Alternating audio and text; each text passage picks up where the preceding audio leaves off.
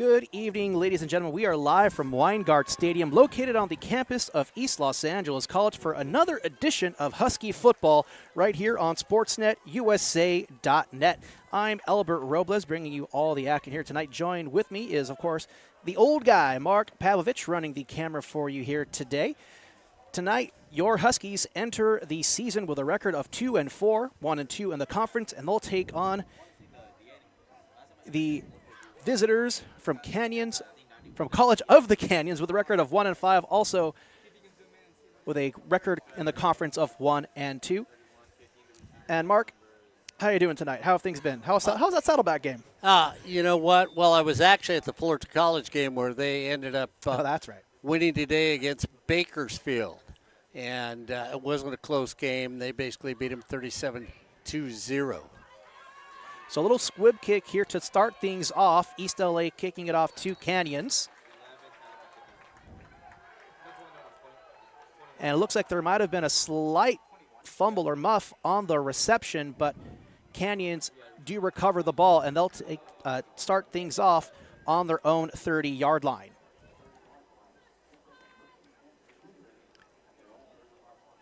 So Fullerton will take on Pasadena and then end the year with Cerritos and Golden West. They need to win out if they want to be in the playoffs. The running game was spectacular today. In at quarterback for Canyons is number 4, Jazel Riley the fourth.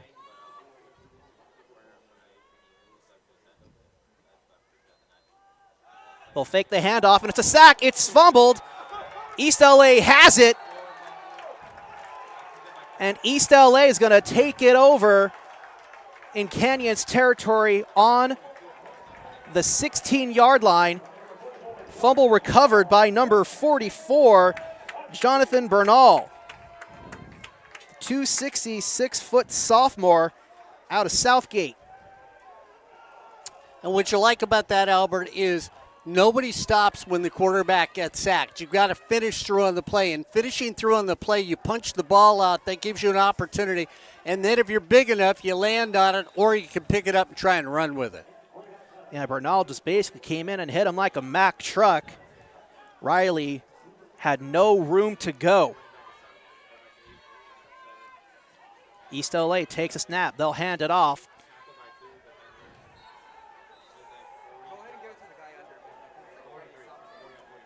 Ball was handed off to the running back, C.J. Bozeman. It's going to be a loss of 1.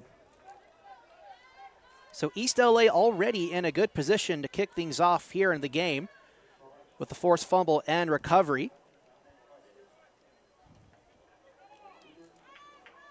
And with at least space to get another first down if they need it.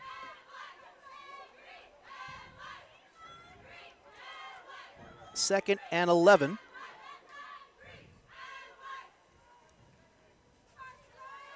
Bozeman lined up in the backfield next to Edmond on his left-hand side. Here's the snap. They'll throw right. Pass is caught and pushed out of bounds is number 1, Jonathan Alexander. Quick little reads. What you do is you get the ball out of your hand quickly. You take away the defensive pressure that you're going to have thrown at you by College of the Canyons. They can't bring more than 4 because they need to keep the quarterback in the pocket. Alexander at the top of your screen. On the near side is Damari Taylor and Jaden Thomas.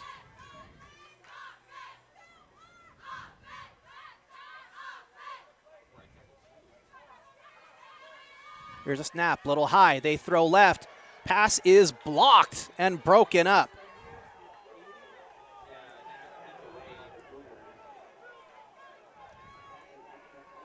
So they went for it on 3rd and 5. They'll come up short. It's going to be a 4th down. And head coach Bobby Godinez is going to elect for the field goal. So a bit of a missed opportunity to put 6 on the board. But hopefully they'll be able to come away with some points here, at least with the field goal attempt.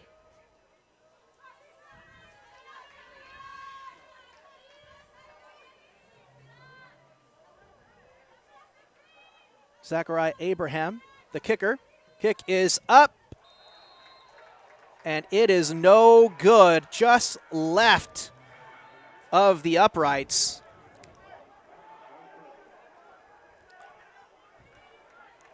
So we can take a look here. It was a good snap, nice level, good hold, and just goes a little left of the left upright. And Albert, it was just a high snap, which, as everything else, all games are timing. So you take that thing, and it's a 1-2, I got to take a step. All of a sudden, it's up a little high. You try to set it, get it down in time. And as a kicker, you may just rush just a little because you feel like you're behind because here comes the rush at you. So East LA unable to get on the board after the fumble recovery in Canyons territory. They'll take it over on their own 20. Here's the snap. They'll hand it off up the middle towards the left side. Tackle made by number 1, David Chukwemeka. And he's had a profound impact on this Husky defense. So much to the point where he caught the attention of CBS and KCAL. They interviewed him this week, Mark. Yeah, I heard about that. I actually heard they might have used a little footage from sportsnetusa.net. Indeed, they did. I believe the interview will be airing tomorrow at 1 o'clock, or 1? Yeah, after the Charger game on CBS. So that'll be a cool sight to see a nice little community college athlete getting some well-deserved coverage. Here's the snap. They don't get the handoff, and that is another sack. So that's a quarterback read. You're going to see where the outside, if they're crashing or not. As a quarterback, you're trying to read what's happening defensively. You pull it out of the running back's gut. You think it's there. Give the defensive end all the credit in the world because they crashed down and went right for the quarterback. Yeah, sack was made by number 24, Delonta Foley. Or correction, David Dotson Jr., number 42. So 3rd and 10 here for Canyons. They'll pass up the right side and incomplete. Pass was intended for number 18, Brian Tula. And so on will come the special teams unit for Canyons. They're going to punt it away. 2 great defensive stands by East LA, and we saw that in the last game I was out here. If they could have made a couple more of those, they were always in the game. The offense now just has to respond for them.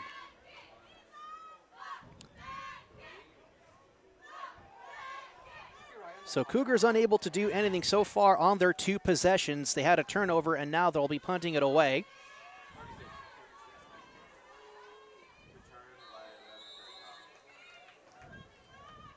It was Victor Rodriguez receiving the punt, unable to go anywhere. They'll take over on their own 45.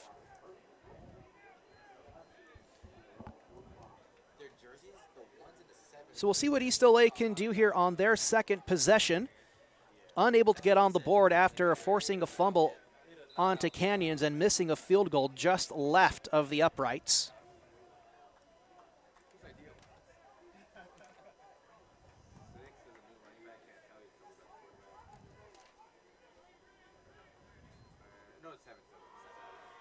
So they hand it off to Bozeman. Short gain of about 2. 2nd down coming up.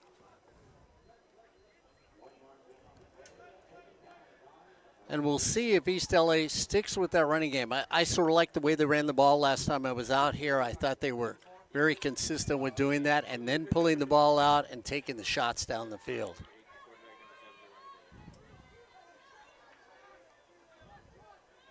So Alexander wide right at the top of your screen. Bozeman lined up behind Ebna in the backfield. Here's a snap. They'll hand it off. Bozeman breaks left. Runs into 2 or 3 Cougars there. Short gain of about 2. And the one thing you can't do as a running back, if you're going to make a jump cut, make a jump cut. But it's got to be a fluid motion on a jump cut. You don't stop on a jump cut because then you've got to start again. It's like being in traffic. on any of the major freeways here in Los Angeles. Once you hit your brakes, you're dead in the water. It was really more of a hop left. He didn't really carry his momentum into that, just like you said, Mark. We'll see if he can do better on future carries. He'll get another chance here. Finds a hole on the right side. Breaks through the middle for a first down and then some. Brought down at the 35. First down, East LA. And you like what East LA's doing. They're giving their offensive line an opportunity to set a tone in this football game. We're going to dominate you on the defensive side by running the ball at you. And when you do that, that sets up an easy pass. So 1st and 10 in Cougar territory. Bozen finds a hole up the right-hand side yet again for a nice short gain. Looks to have gained about 3 yards. Didn't quite break free like he did on the previous carry, but definitely has some nice yardage on that one. 2nd and 7. Just under 10 to go here in the first quarter.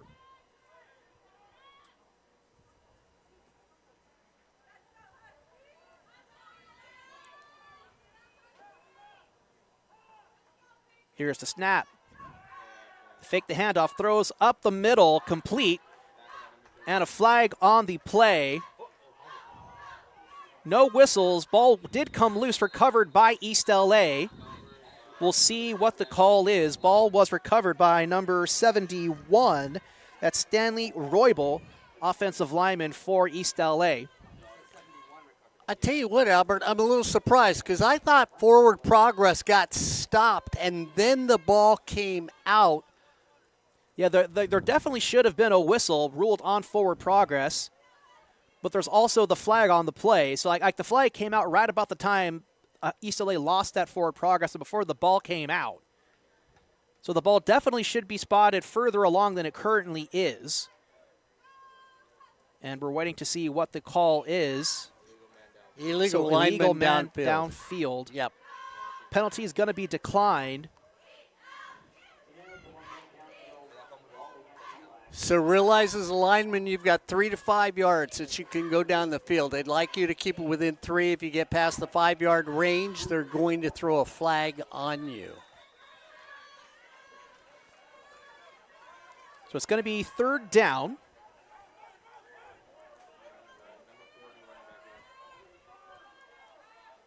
Or at least that's the indication from the down marker. Scoreboard says 2nd down. Here's the snap. Ebnett rolls right. Time to throw. He won't. He'll keep going. Brought down. We'll see where the judges mark him. He looks to have made it to the sticks. No indication for a first down made just yet.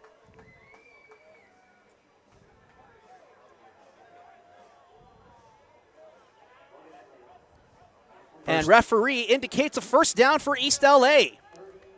And this is what you love about this young quarterback. I tell you what, he can move out there. I've had 2 opportunities now to see him play. I love this kid at quarterback. He's aggressive and scrappy, the type of player you definitely want to see coming out of East LA. Here's the snap. They elect to run the ball. He breaks free to the right side, marked and pushed out of bounds. But they do get the first down. Looks like he's marked out at about the 10-yard line. Pass was handed off to James Thomas III.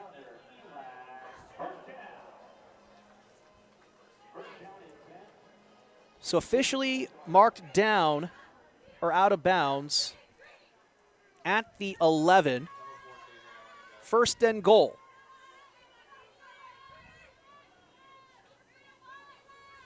Thomas III in the backfield. Fake the handoff. Pass complete. Flag on the play. Pass was caught by number 3, Jaden Thomas. And we'll look to the ref to see what the penalty is.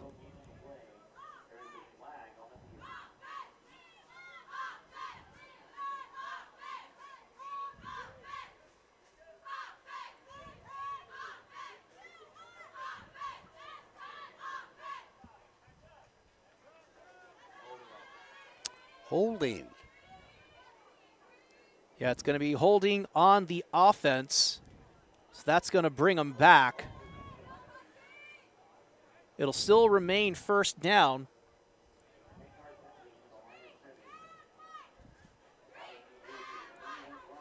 It's going to be 1st and 20 from the 21-yard line.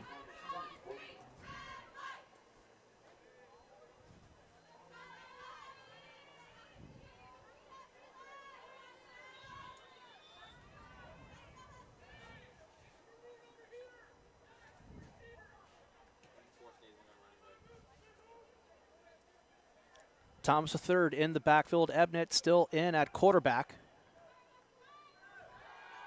He's got the snap. Little overarching pass complete. Pass made to number 34. That's Faronea, the tight end.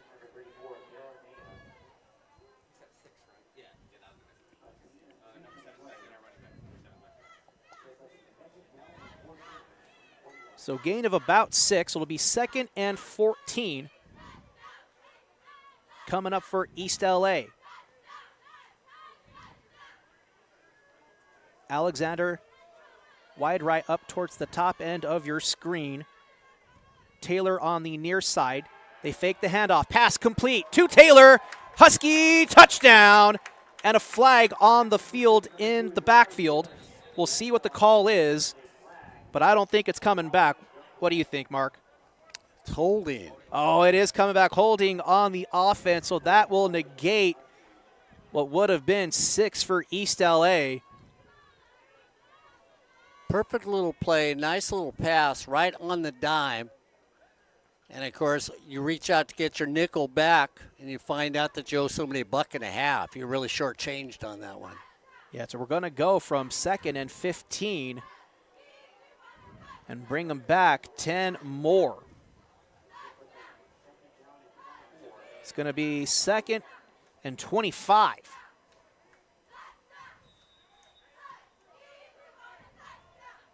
Still plenty of time to get on the board here. Little over 7 minutes remaining here in the first quarter. Here's the snap. Pass is deep. Overthrown. Pass was intended for Taylor, and a flag on the play. Probably, my guess, Mark, is going to be defensive pass interference. Yeah, either that or we'll get defensive holding, which you'll take either if you're East LA right now because it should put you on the positive side of the ball.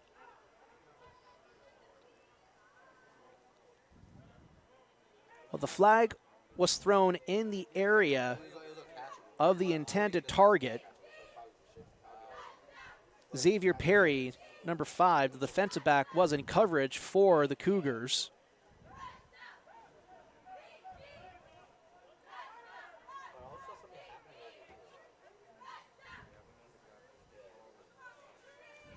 Still a conversation here between the judges and referee.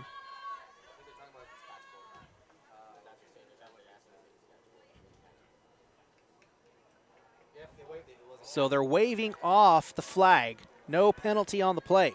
So what they're saying, Albert, is the ball was not catchable. So that's why the penalty does not come in. If you're at home, you're wondering why you're picking up the flag. There was no way the receiver was going to catch the football. Therefore, there's no penalty on the play. So 3rd and 24. And that's why you've got the coaches for East LA discussing it. Realize if I call pass interference, I can't change it and say, oh, it should have been defensive holding. Once I call and say what the penalty is, that's the penalty on the play. Taylor on the near side, Alexander on the far side. Bozeman in at running back next to Ebnett.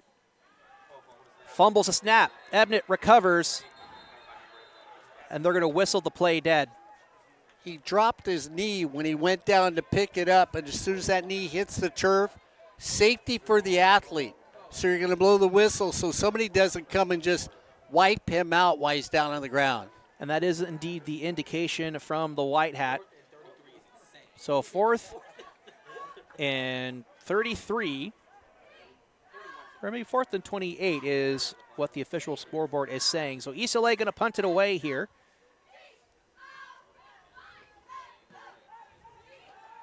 Nice size punt. Bounces into the end zone. Huskies in coverage unable to get the ball before it bounced into the end zone, but it would have looked to be pretty favorable if they were able to get down. Yeah, I thought it was going to take that weird hop and get in there.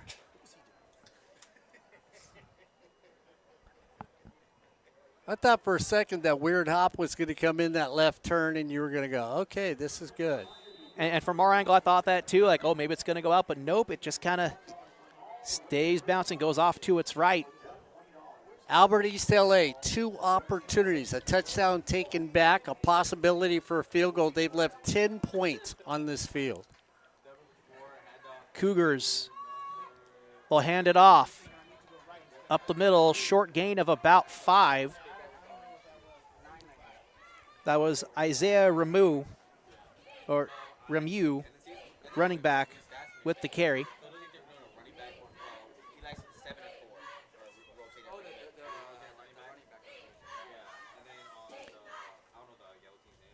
Apologies if I do mispronounce his name.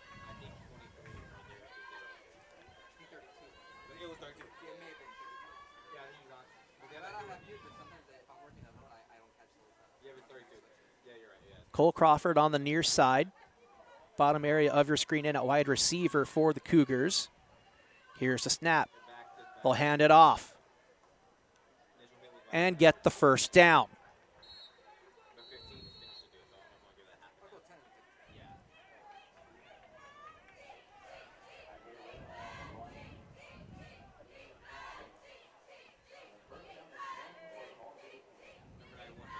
So that was number 9, Isaiah Ramo. Now I'm hearing how his name is pronounced from the PA. So I'm going to go with that.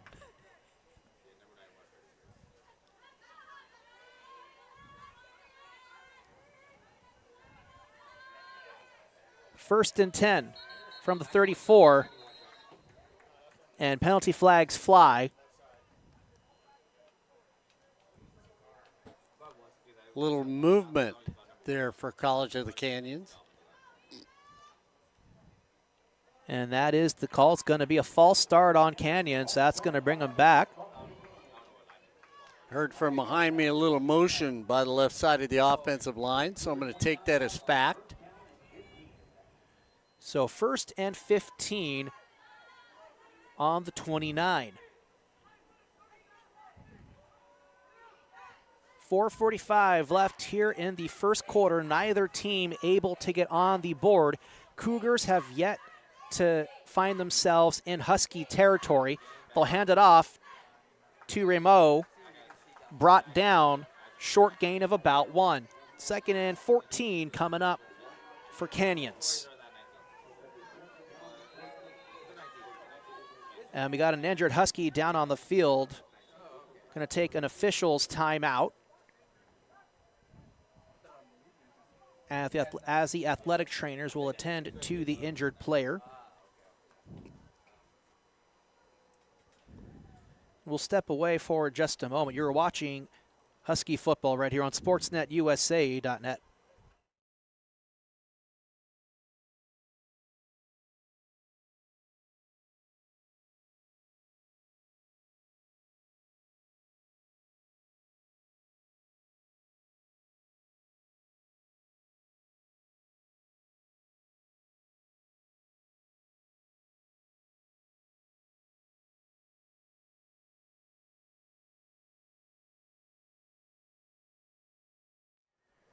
So we're back here live on SportsNetUSA.net. Injured player was number 94, Jordan Cook for East LA. Came up and walked off the field under his own power, so he's looking good so far. But of course, the athletic team is going to attend to him on the sidelines before getting him back into action here. Meanwhile, Cougars hand it off, and he runs into a pack of Huskies brought down by number 91, yet again, David Chukwumeka. And David comes away with the ball, but the whistles and referees are going to indicate that it was already down by contact before the ball came loose, but it's still going to be 3rd and long for Canyons.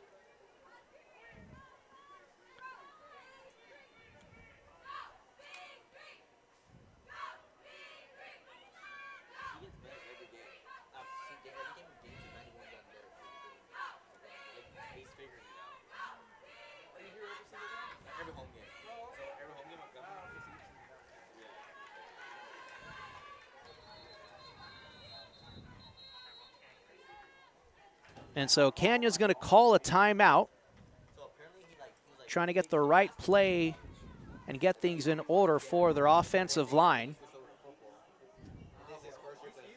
And with the way the Husky defense has really been approaching Canyon so far, Mark, I'd say it's pretty good use of a timeout. Yeah, and you've got to give it to the way ELAC has played. And, you know, unfortunately, Ryan, they should be, in my making, of my mind, and my world of fantasy, I've got them up 10-0 right now against Canyons. And we've seen it all year, a good program here at ELAC, but they've just either sputtered or they actually trip themselves when they're doing something. We saw that again in this game where they easily could be dominating by the end of the first quarter, and now you've let Canyon stay in the game. Absolutely. It definitely should be 10-0 in favor of East LA, but they were unable to come away with points on the board after they missed a field goal attempt and had a touchdown taken away on a holding call. But we'll see if they're able to get the ball back here and how they approach Canyons. Riley breaks loose to the left side. He'll find the first down and brought down past the 50-yard line, brought down at about the 48. So Canyons get the first down and find themselves in Husky territory for the first time in the game with 3 minutes, 11 seconds left here in the first quarter. And as a defensive lineman, especially as the end, you should come straight up the field, not at an angle. When you come up at the angle, what you're going to do is allow that quarterback to go around you, loop around you. And when they do, they usually have an open field because, Albert, as you know, defensive backs are running down the field with their backs on the receiver. And when that happens, you run, baby, you run. So Riley gets the Cougar first down by use of his own legs. He'll fake the handoff, throws right, pass blocked, and falls incomplete. It was 91 who'd picked up the ball, and he came very close to picking that off, Mark, but it is officially a batted down ball, incomplete for the Cougars. Defense for ELAC's looking good tonight against the Cougars of College of the Canyons. And David Chukwemeka especially seems to be in a groove so far this night. Oh, he's a good one. There's no doubt about it.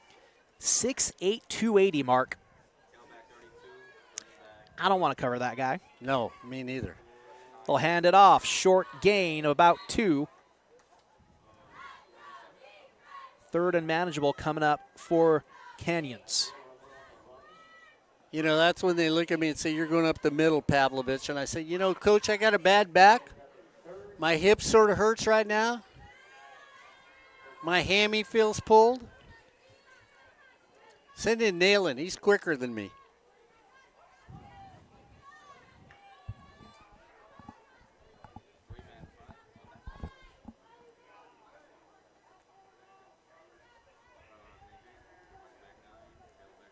Third and 8.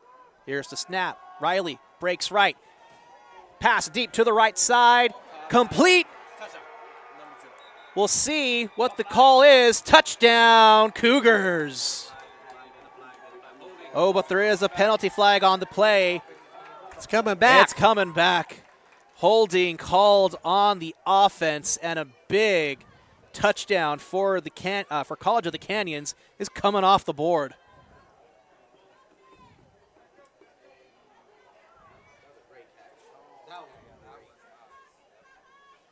And you know, Mark, I'm pretty sure the call was in the vicinity of David Chukwemeka because he had Riley dead to rights before Riley got that pass off. And honestly, if you're going to try to hold a guy to prevent him getting to your quarterback, it's going to be David Chukwemeka. That guy right there, exactly.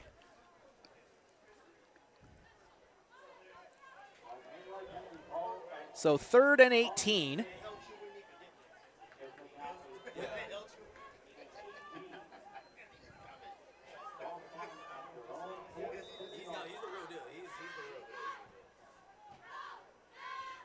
So 3rd and 18 for College of the Canyons after the hold takes away a Cougar touchdown.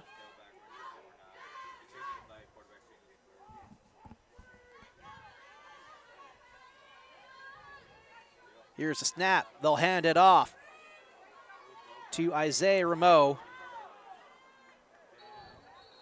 And is stopped short of the 50-yard line.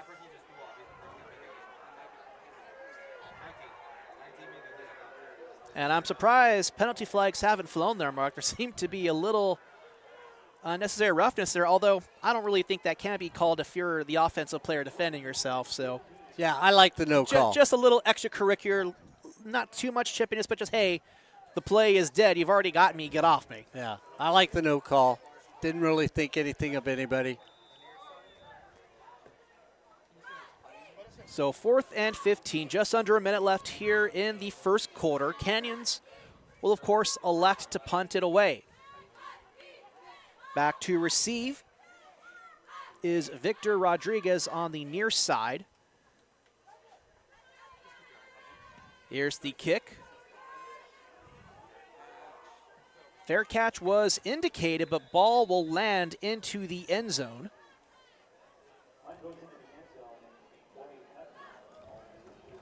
So good work there by Jaden Thomas to let the kick just bounce and head into the end zone for a touchback. So East LA going to take it over on their own 20-yard line. 32 seconds remain.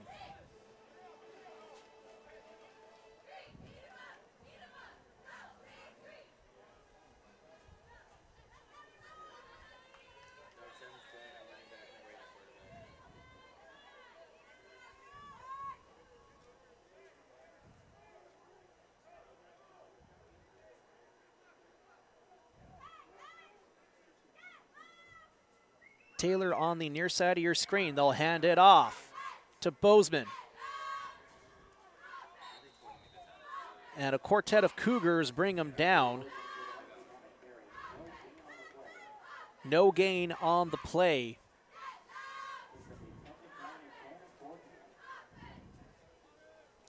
Second and 10 coming up. With just a few seconds remaining here in the first quarter.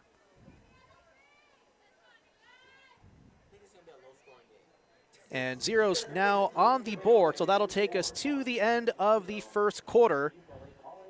And after one quarter of play, Mark, we are tied and scoreless here in this game. Yeah, a couple penalties that deflated any opportunity of getting scores, a couple mistakes by College of the Canyons and by East LA. But again, I'm going to talk about your young quarterback. I love this kid as a quarterback. He's gutsy. He throws the ball well. They can have a running attack. Albert, if you're going to look at somebody that's going to win this game for you, it's going to be him. Yeah, Logan Ebnett has really impressed this season. He's only a freshman. And so far this season, Mark, he has 113 completions going into today's game with 187 attempts. So that's a percentage of 60.4%.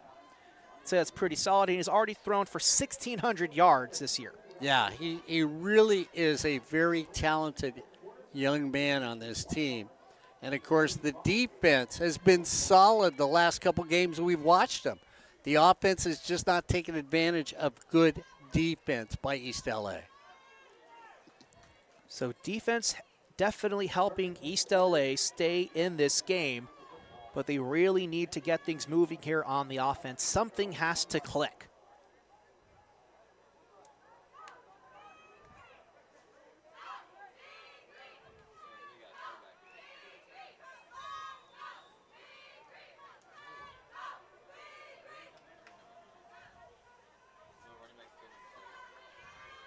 Here's the snap. They hand to Bozeman. Jabari blocking. Bozeman brought down at the 22.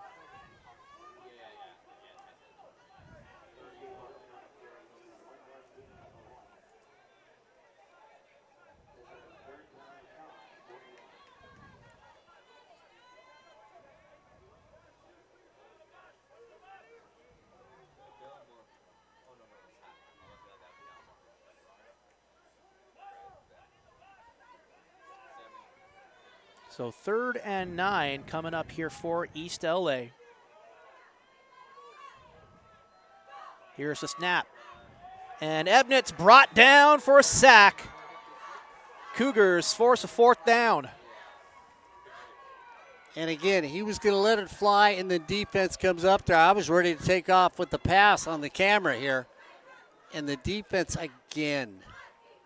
If you're an East LA fan, you've got to praise your defense and now tell your offense, hey, gentlemen, let's do something with this great field position. So another unproductive possession for East LA. They'll punt it away. Punt is up. And it's number 20 with the catch. Takes it back to about the 40-yard line in Husky territory, and penalty flags fly. That was Mylan Walker on the return for the Cougars. And we'll see what the penalty is called.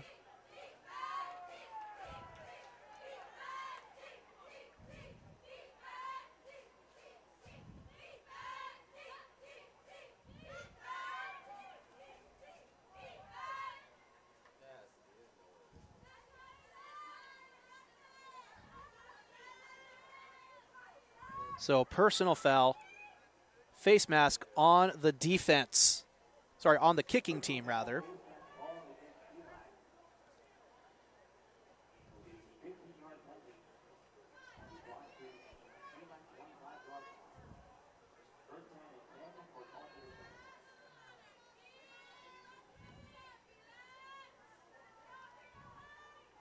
So 1st and 10, marched up from the 40, now at the 26-yard line. So Canyons in the best field position they've been in all night so far. We'll see if they are able to make the most of it. Riley met and knocked down. David Chukwuemeka with the sack.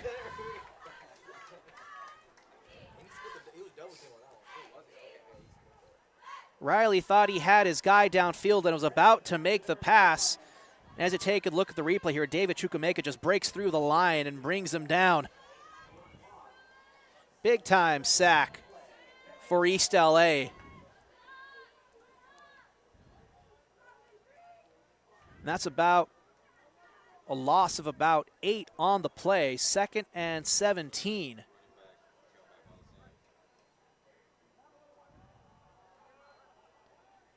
They'll hand it off. Gain of about 4. 3rd and long coming up for Canyons. That was Isaiah Rameau on the carry.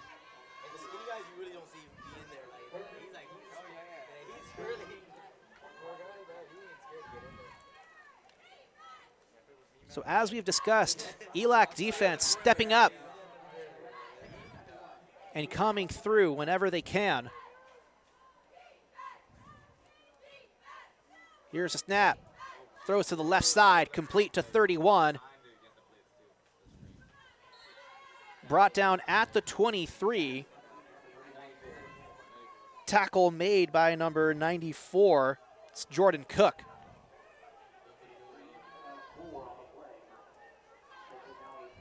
So short gain and unable to get a first down on the play.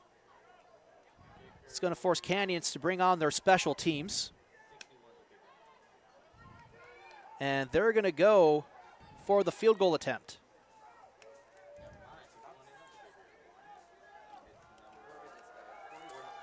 Spotted at the 31, you add 10, it's a 41-yard attempt. Here's the snap. They fake the kick, and he's brought down. Number 19 on the tackle. That was Travion Baker seeing the fake all the way. And it's going to be a turnover on downs. East LA takes over on the 22. Sorry, it's going to be the 27-yard line. So again, Albert, you look at the way they've played tonight. If it's not for the mistakes, this probably easily could be 10-0 right now, East LA, or even more. when you look at what they've done, and the defense is just outstanding tonight for this Husky team.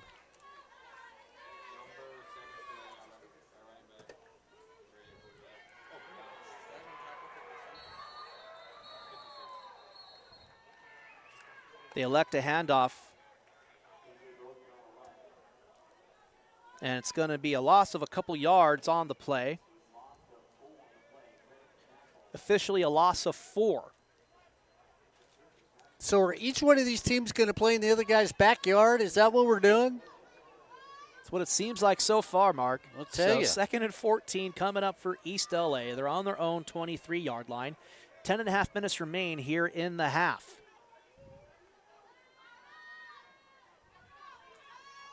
Ebnett hands it off. Bozeman finds a hole on the right side.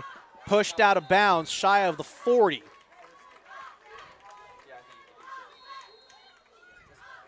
And that is enough for a Husky first down.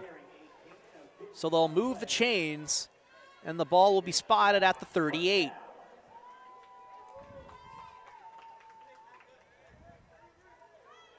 So good work there by C.J. Bozeman to get things moving here for this Husky offense. We'll see if Ebnett can get things going with his arm. They'll hand it off again. Brought down shy of the line of scrimmage, loss of 1.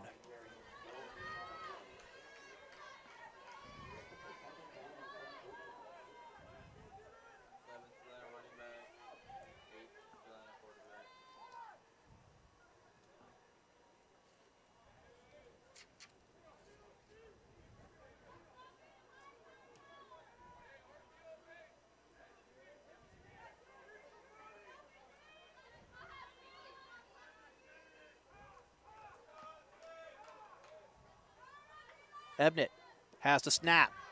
Pass up the middle, complete. Number 5, Kamal Jabari. And that's going to be a Husky first down.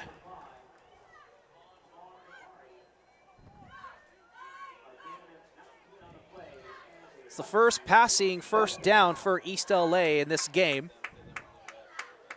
And a well-needed pass completion in general for this Husky offense. The pass again is complete. Forward progress marked at the 44-yard line.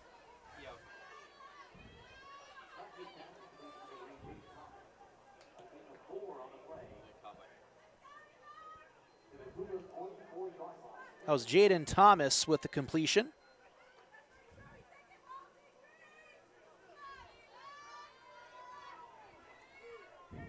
So East LA in Cougar territory, just under 8.5 remaining here in the second quarter.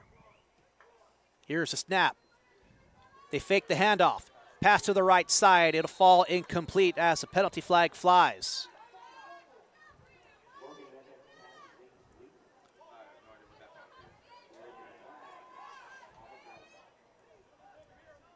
So we'll see if there's going to be a grab by the defense.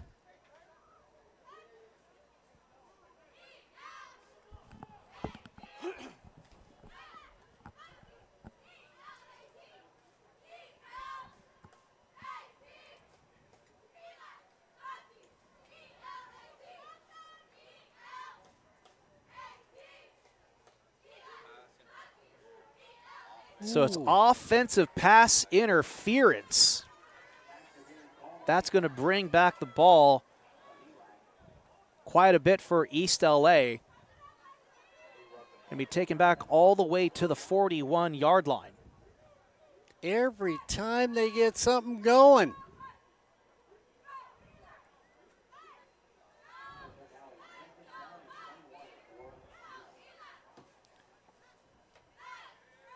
East LA has been productive so far on the defense, and offensively, it's 1 step forward, 2 steps back.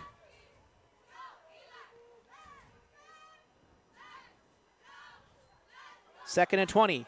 Ebnett fires to the left side. Complete to Taylor. And he gets back to the original line of scrimmage. 3rd and 10.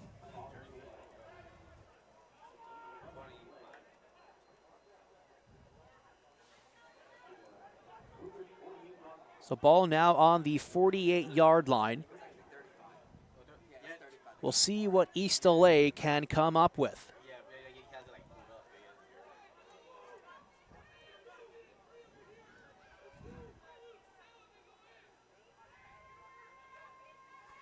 Here's a snap. Ebnett breaks right. Fires away. Is complete. First down, East LA. Tackle made by number 5, Xavier Perry. And we do have a penalty flag on the far side by the original line of scrimmage.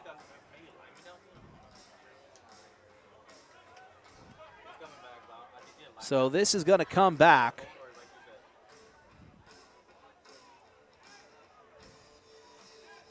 An illegal man downfield on East LA. So a very costly penalty there that takes away a strong first down and great field position for East LA. Wandering lineman. I know that's not the name of a folk band. 3rd and 15. Ball on the ELAC 47.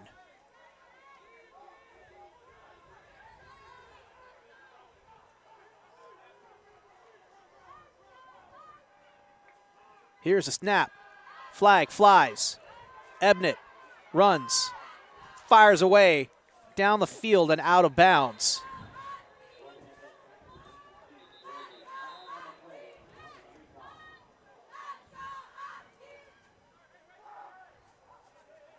So we'll see what the penalty on the field is.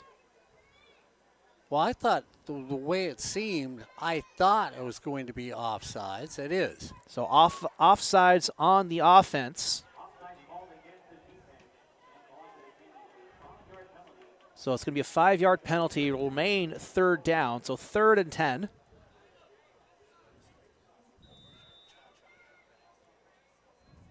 .717 remaining here in the first half.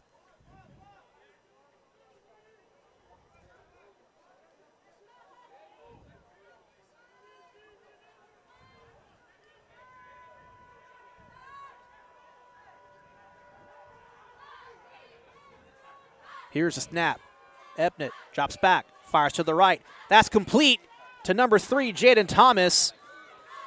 And he's going to be short of the sticks. Salbert, I'm going to ask you, you going for it? I think you got to go for it here, Mark. Okay. I mean, in their first 2 possessions, East LA should have had points on the board. And you need to make some sort of statement here. And Bobby Godinez does keep his offense on the field. They will go for it on 4th and 1. Bozeman lined up in the backfield. It was a misplayed snap. No whistles on the play, so it's going to be a sack and a turnover on downs. And, Mark, that was the worst possible snap East LA could have had in such a pivotal situation. Yeah, and every time it seems like your Huskies are going to do something, the defense has played so well tonight, the offense just finds one way to stub its toe or lose its way to the party or forget to pick up grandma at the bus stop. It's always something.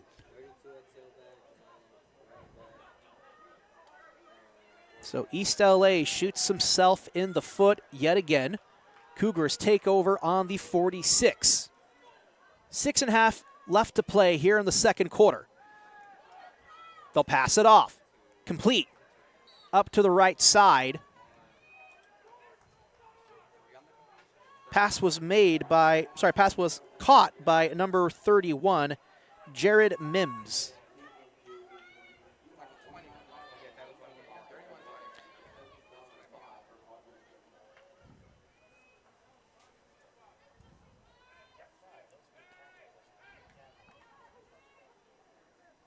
So it'll be a gain of 5 for the Cougars. 2nd and 5 coming up. just barely into Husky territory.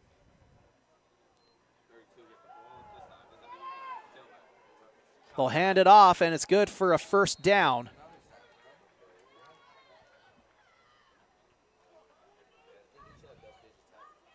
And a big rushing attempt made there by number 32. That was Paul Camden.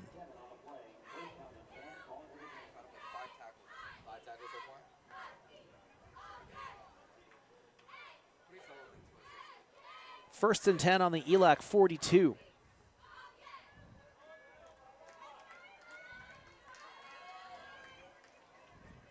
Riley gets a snap, hands it off. It's to Rameau. Brought down at the 40, short gain of 2.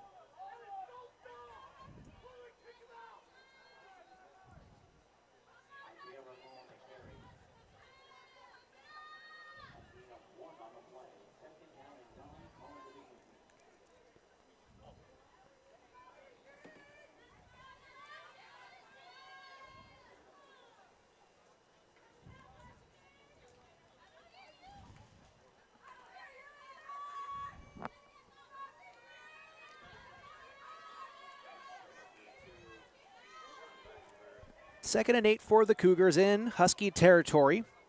Riley gets a snap, fakes the handoff, drops back. Pass is deep and incomplete.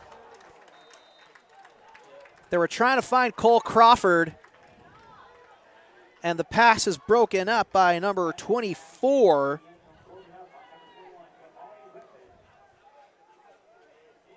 That was Delonta Foley. So 3rd and 8 here for College of the Canyons. And once again, Mark, East LA defense keeping them in this game. That would have been a huge touchdown if the Cougars were able to come down with it. Yeah, but again, neither team seems to be able to do anything at the right time in this game. We'll see who basically opens up the door and finds a present. Riley's got the snap. He'll keep it himself. Breaks to the right side. Gets the first down and knocked out of bounds at the 30. And Serwin DeHane says, let there be light here in the press box here as the lights have finally come on above us. I can actually see my rosters, Mark. I was going to say. When did I get here? Albert, when did you get here? 4 o'clock. Okay.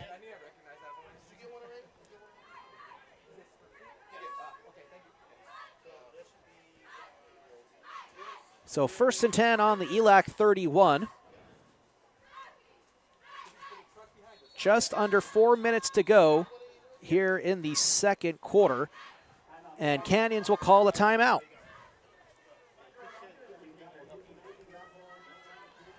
So far, Mark, a pretty uneventful game. East LA has had their chances. Canyons had a chance, and it was taken away on a holding call. Yeah. And so far, this game has been scoreless, although realistically should at least be 10-0, if not 17-0 for East LA. Oh, yeah, I can't agree with you more, Albert, because really they have had the opportunity. I think they're the team that's dominated in this game. They played the defensive plays they've needed to play. They've made the plays that they've had, and yet it's those little just one-up time, they do something wrong, and it seems like it's always at the wrong opportune time for them. Defense is going to be counted on again to at least take this into half at 0-0.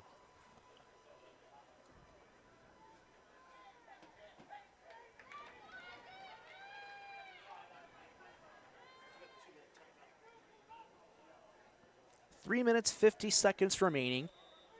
And, you know, East LA was held scoreless until the second quarter in their last game against OCC and then promptly blew them out of the water. We'll see if East LA has another game like that in them. Riley passes deep, complete to the right-hand side, knocked out of bounds at the 3-yard line. And that was number 31, with the catch, Jared Mims.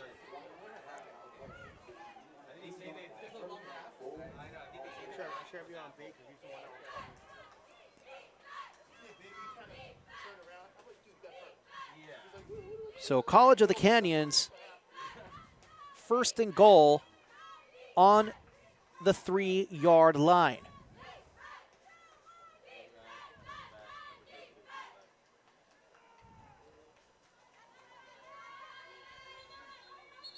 Isaiah Rameau lined up in the backfield, whistles, indicating an ELAC timeout. As Coach Godinez will have a talk with his players and get everything in order. Well, this is where we want to see the defense once again come up and be what they've been tonight. That monster that pops up. You know, it's almost Halloween, so you want to see that, you know, big snake come out of the middle of the lake and eat the bad guys. So that's what we're looking for right about here, since East LA needs this opportunity, and we're all pulling for them to win this game. Am I supposed to be impartial? Okay. I know Serwin Haynes does not mind. Okay. Well, as long as he doesn't mind, that's all that matters. And I've yet to get a text from executive manager Ed Ford saying, hey, could you be less of a homer? So I think you're good for right now. Okay. Well, I didn't wear my other shirt here, so Ed should be happy with me.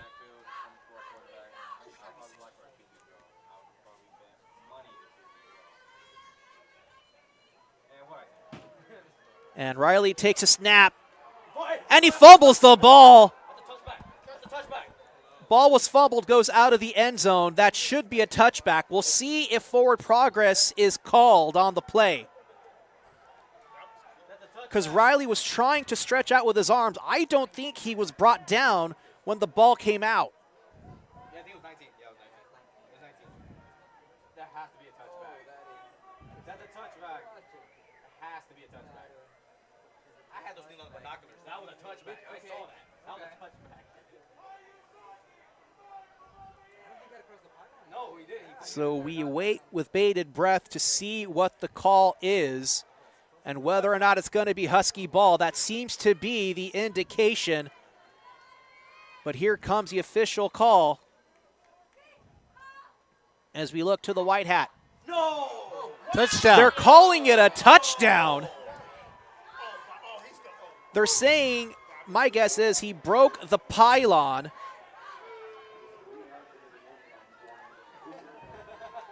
No, I saw that in the binoculars. I'm going to say no, not a touchdown. I'd have to go back and review some of the footage there, but that is the official call on the field. And even our spotter, like for our statistician, had binoculars on. He had an eye on it. Granted, probably not the angle. And that's on the bench. Yeah, so Godinez is coming off the sidelines here, getting a little verbal with the officiating crew. And quite frankly, if there's ever a time to really at least let your voice be known, it would be in this type of situation because, quite frankly, I do think East LA got the short end of the stick on this particular call. Yeah, I saw a similar play today in the Fullerton game on an interception where the player who intercepted it did lose the ball when he was getting into the end zone, but they said he broke the plane before the ball left his hands.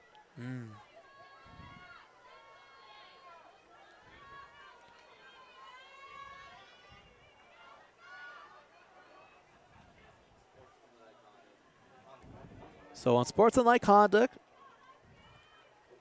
on East LA, the penalty will be assessed on the kickoff.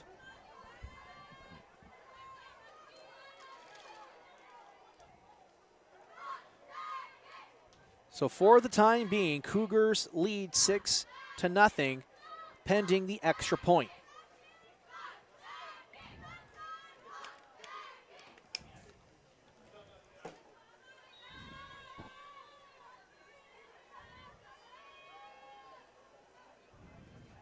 Here's a snap. Kick is up. And kick is good. So 3 minutes, 3 seconds remaining. Canyons has taken the lead 7-0 over East LA. And it came on a big pass and catch and run off the hands of number 31, Jared Mims. And then Riley apparently punches it in with a keeper on the right-hand side, just barely breaking the plane before allegedly the ball came loose. Allegedly. Well, yeah. like the ball did come loose, but allegedly broke the plane before it did. Yeah, that's what they're telling us.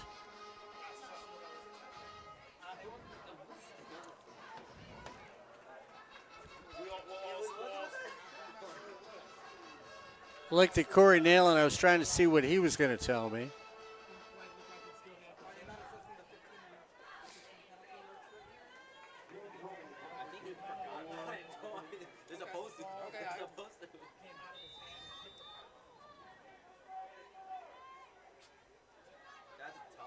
So here's the kick. Fair catch called.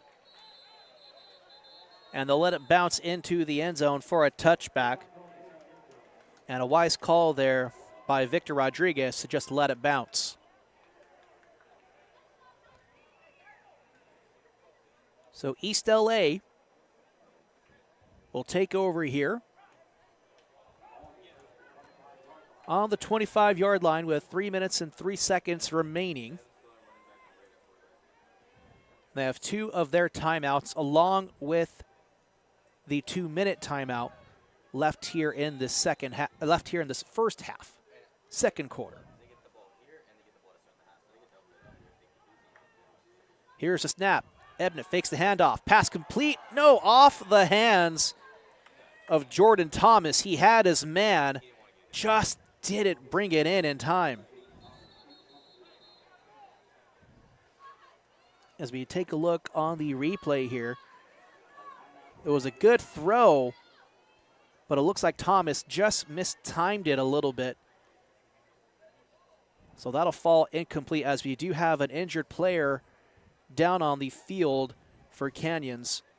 Looks like that's number 34, Elijah Hall, defensive lineman for College of the Canyons. We'll step away for just a moment here. You're watching Husky football right here on SportsNetUSA.net.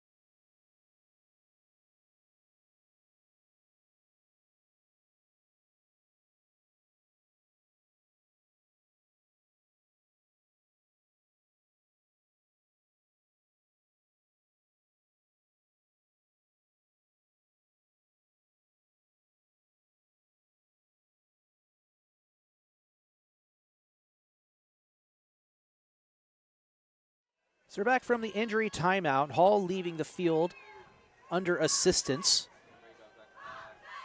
Ebnett, pass complete. Pass was caught by number 5, Kamal Jabari, and a penalty flag flies. And I'm going to bet money that's on Canyons. It'll be a gain of 3 if it stands.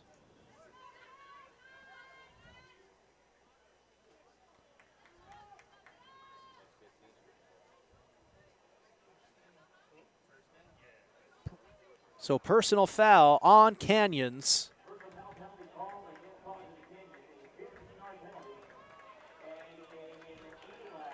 So that's going to be a 15-yard penalty and an East LA first down.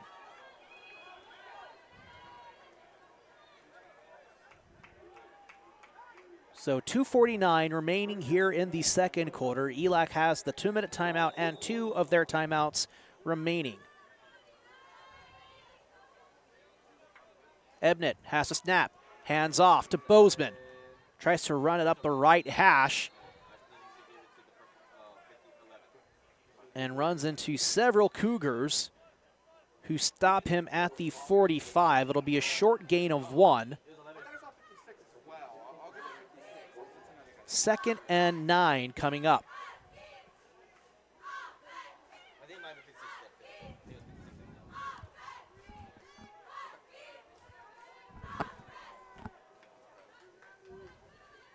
Bozeman in the backfield. Damari Taylor on the far side. Here's a snap to Bozeman and runs straight into the hands of number 56, Charles Milner, with the tackle.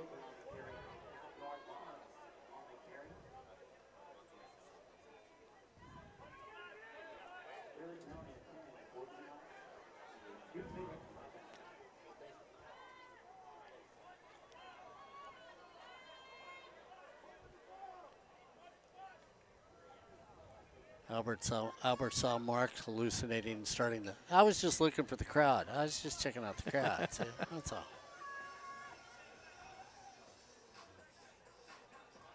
Let's look to see what the turnout was like from Canyons. So Bozeman was able to get back to the line of scrimmage. So it'll be no gain, still 3rd and 9 as we have reached the 2-minute timeout.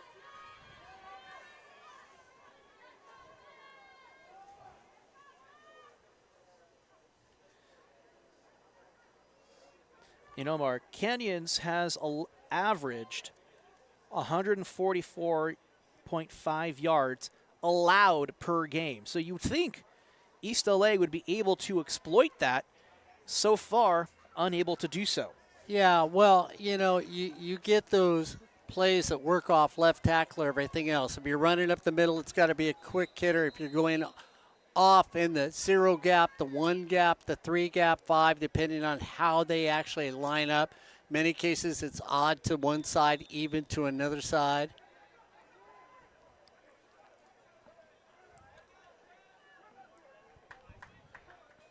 Ebnett has the snap. And he'll be brought down at the 39. And that's going to be a sack for College of the Canyons. It'll be 4th and 9, and Godinez will go to a special teams to punt it away. And this is where Canyons is going to use their timeouts. That will be their last timeout of this half.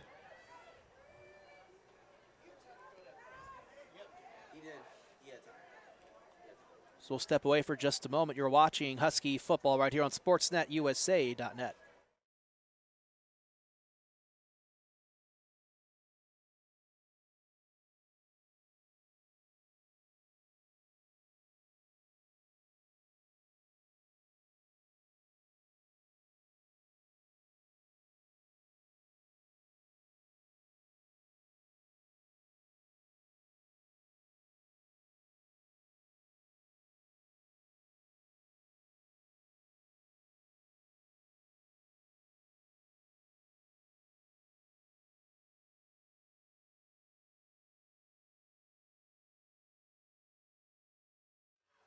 So we're back from the final timeout called by College of the Canyons. 1:38 officially remaining here in the first half.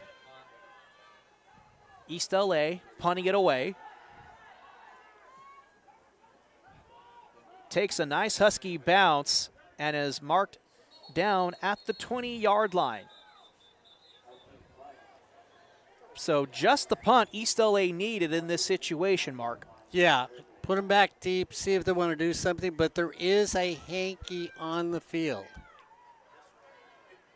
Right back over there by the 40.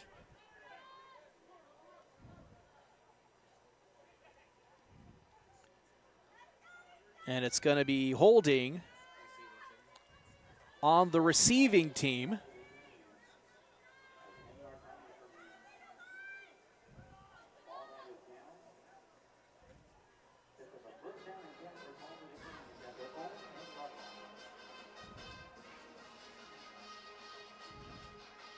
So that's going to not negate the kick, but mark him back from where the ball is now spotted. So it'll be 1st and 10 from the 10-yard line for College of the Canyons.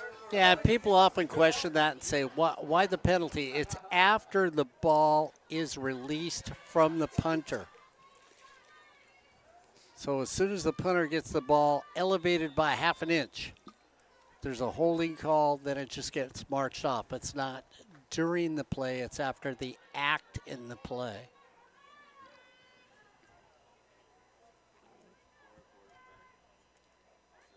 Riley takes a snap, hands it off. And a big-time tackle made by East LA.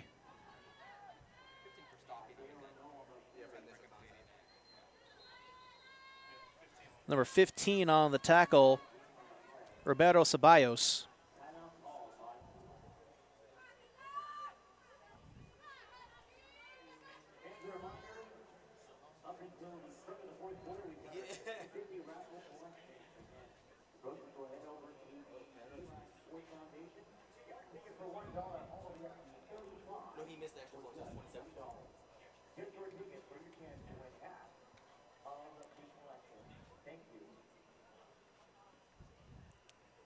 So minute 5 remaining here in the first half.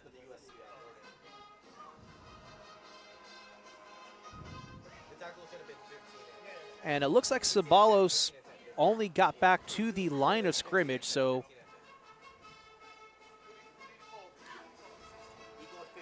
sorry, that was a Rameau rush for 2 yards. So it'll be 2nd and 8 coming up with a minute 5 left here in the second quarter.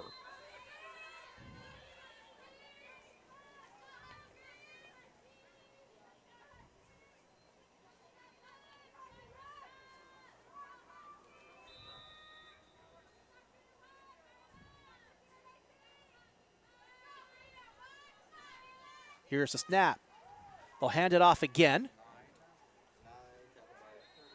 Hand it off to number 9, Isaiah Rameau, for College of the Canyons. Good enough for a first down. So 1st and 10 from the Cougar 20. Just under a minute left and the clock is running. Canyons unable to stop the clock as they're out of timeouts. We'll see what they have left to call.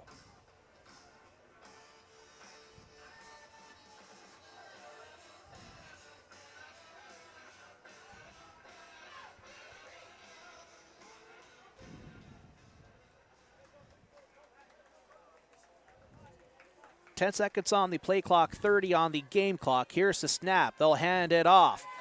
Go to the left side. Tackle made by number 91, David Chukwuemeka. Short gain of about 4 on the play. And Canyons will elect to just let the time run all the way down to 0. And we are now at halftime.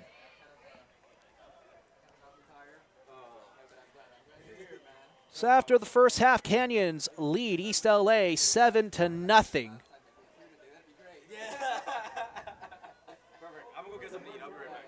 So pretty uneventful first half for East LA, semi-productive first half for College of the Canyons.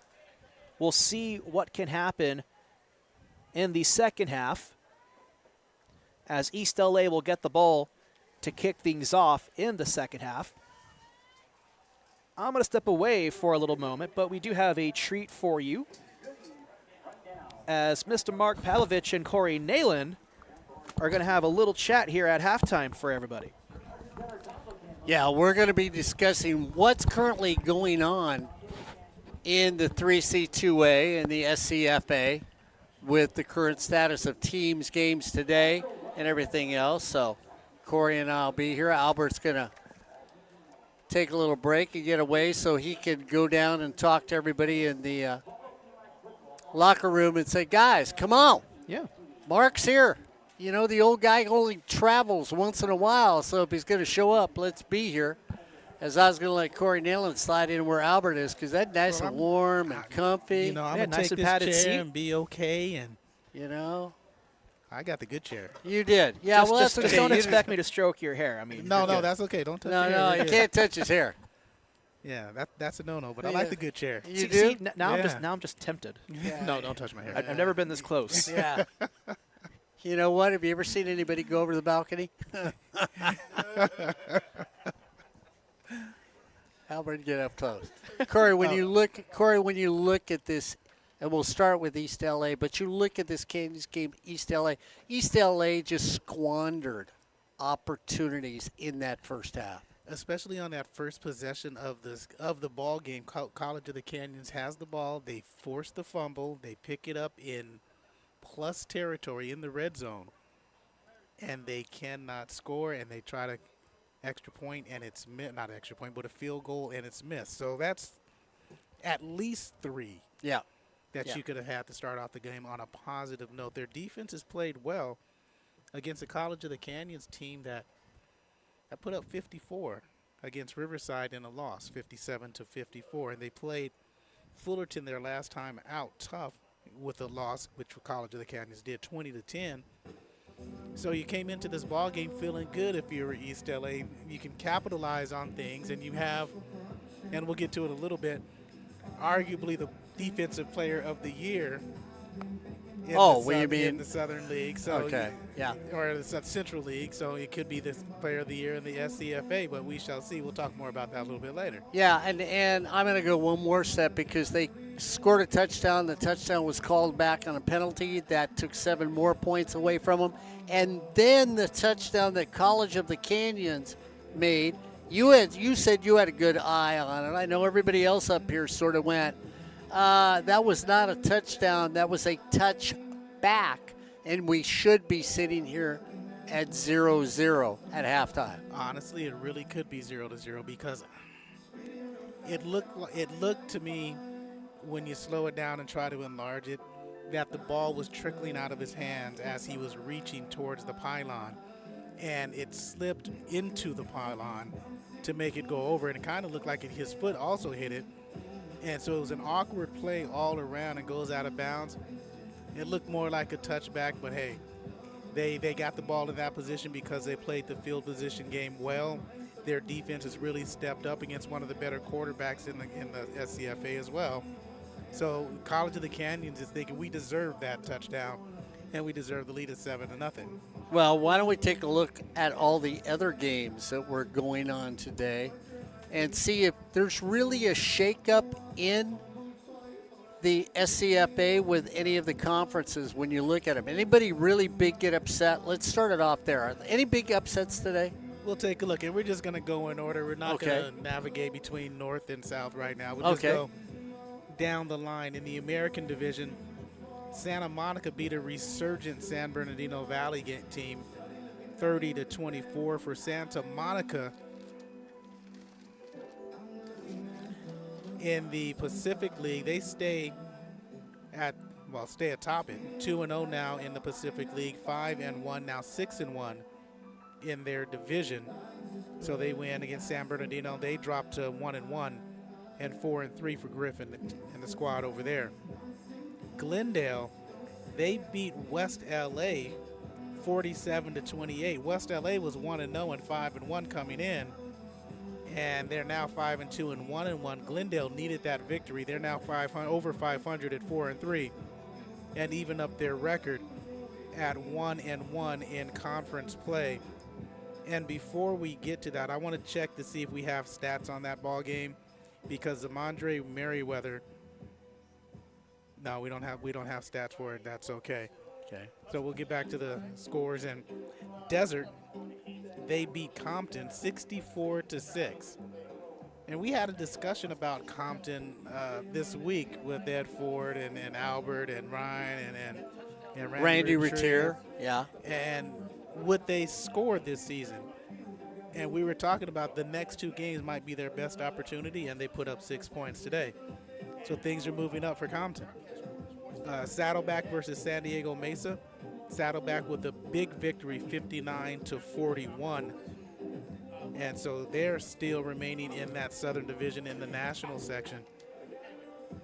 They're staying with Southwestern, and we'll get to their score in just a moment. Well, might as well get to the Southwestern score. Southwestern loses to Riverside, and it was a big loss to Riverside. They lost 69-42. So that puts it in a dead heat, does it not? So now El Camino, we'll get to El Camino's score to see what they did. But now Southwestern's 3-1. Saddleback is 4-0. And so it depends on what El Camino, that's in conference play. And now they're 6-1, 6-1. Riverside is now 2-1, 5-2 overall. What, you talked about El Camino? El Camino's up in the second quarter against Palomar, 17-3 right now. And so Golden West, 69-6 over Orange Coast, and they may have one of the defensive players of the year. We'll go up north, Coalinga, or as I like to say, Coalinga, 49-0 over Hartnell. Los Medanos, 37-34 over Siskiyous. Sequoias, this might be an upset if you want to call it an upset up north. Sequoias beat an undefeated Monterey Peninsula team, 63-26. Sequoias is a resurgent team as well. Merced beat Cabrillo, 35-19. And American River had a lead on Butte early in the ball game. They're up 20-17. Or 22-17, and they go down in defeat to Butte 31-29. They stay in the top 10 in the 3C2A rankings overall. Fresno City 31-7 victors over Sacramento City College. City College of San Francisco improves. They win over Laney 24-9.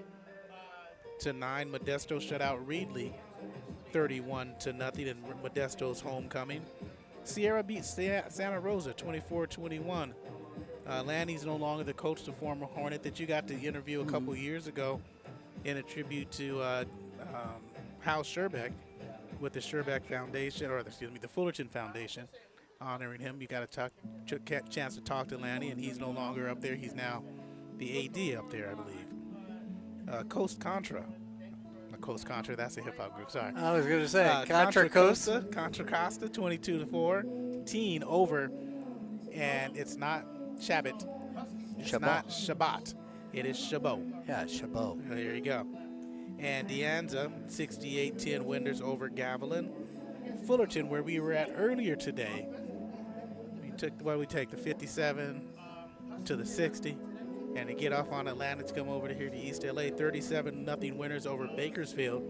And you always like Bakersfield. They travel well, and they have a good home squad. 37-0 Fullerton with the victors. Would you call that a clean game?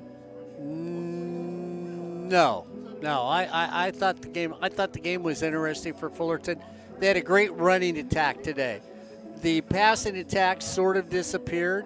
But you sort of wonder, because you brought it up. I got to say something. You brought it up a couple weeks ago where you said to me, where's the running attack for Fullerton? Are these people hurt? And then I had one of the students that we deal with said, well, are they just sort of saying, hey, we don't want to show everything at once? And I think, to me, that's foolish. You want to make sure. I think it was just that they knew they could take advantage of the defense they went against with a solid running attack. And you've got to look at that running attack for Fullerton today. What, 258 yards or 263 yards they had in the ground? Pretty impressive. And Riverside, as we said, beat Southwestern 69-42. Surprise. Not to you? No, Southwestern's much improved. They're a real deal team this year. But Riverside's just so offensively explosive that you didn't think Southwestern had the firepower. But again, Riverside, still a Riverside. Long Beach, keep Santa Ana winless this season at 52-21 as they come up from the American this year to the National. This one's sort of a surprise. Moore Park beat Allen Hancock 49-23. Yeah, we saw Moore Park early in the year. LA Valley goes down to Victor Valley in the Battle of the Valleys 44-6. Victor Valley now is one of the teams in the top of the Metro League. They're now 2-0, 6-1 in conference play. No score posted yet at San Joaquin Delta at Feather River. The riverboats move really slow up there. Second half, Chafee hosting Mount San Jacinto. Mount San Jacinto. I was thinking, who is Vincente? No. Mount San Jacinto down 1 to Chafee at Chafee, 14-13. Canyons here, 7-0. And again, East LA had their opportunities, Mark. Yeah. I heard you talking about it should be 10-0. If East LA executes, it's 17-7. Okay. Conceivably. I could buy that easily, yes. Or it could be 17-14 because College of the Canyons had a touchdown call back because of a hold. So it could Right, be 17-14. El Camino, as you mentioned, 17-3 over Palomar. Palomar's having a rough season. Pasadena, you were talking about Cerritos. And this is the conference of East LA. You were talking about Cerritos being that team to watch out for at halftime. And you brought up Pasadena on me. You really did, which sort of surprised me. They're better than you think, and they're up 21-17. We got a chance to watch them last week. Diablo Valley all over San Jose at half, 33-7. San Mateo Foothill just started. If Foothill can keep it close, that would be the upset of the day. But San Mateo is probably going to be too strong. Shasta 6-0 over Redwoods in the second half. Ventura over Citrus, 17-3 at the half. Santa Barbara forfeited against Mount Sac, so 1-0 victory for Mount Sac. And they're going to be another playoff team, and we might get into that a little bit. Grossmont, now they dropped to the American Division because, the last 5 years for Grossmont, it's been a little rough. Yeah, easily rough. Yeah, and so they get to the American Division this year, and they're sitting at 4-2 and 0-1, looking to go 1-1 in their Pacific Conference. And we talked about defensive players of the year in our game against we did earlier with Fullerton and Bakersfield. And you talked about Ethan Charpentier as could he repeat as a defensive player of the year either in the SCFA or the Central League, Central Division. He's got some tough competition. For Golden West has 2 or 3 players that could be player of the year that you want to mention. And because you know how voting works, first place teams usually get all the awards, which would be a shame because East LA has a player. Yeah, I was going to say, and do you think because of what's going to happen on Sunday after the Charger game, there's going to be something on him on CBS? And, anytime you can get conversation, everybody gets hyped up about you. And so, Corey, I think it's really open, but I'm going to go back when you look at Defensive Player of the Year. I've got to ask you, because I know you followed it. I can't remember back-to-back repeats on that often. Usually they will sort of turn to somebody else unless that defensive player has dominant numbers. I don't know, over at Fullerton, you've got somebody in double digits on tackles. He makes the big play when he's got to, and he gets the turnovers. Whoops, wait a minute. He had one today. Yeah. For a touchdown. Fumble return for a touchdown, but here's the thing. They'll usually give it to a defense that's dominant, not just because you put up numbers.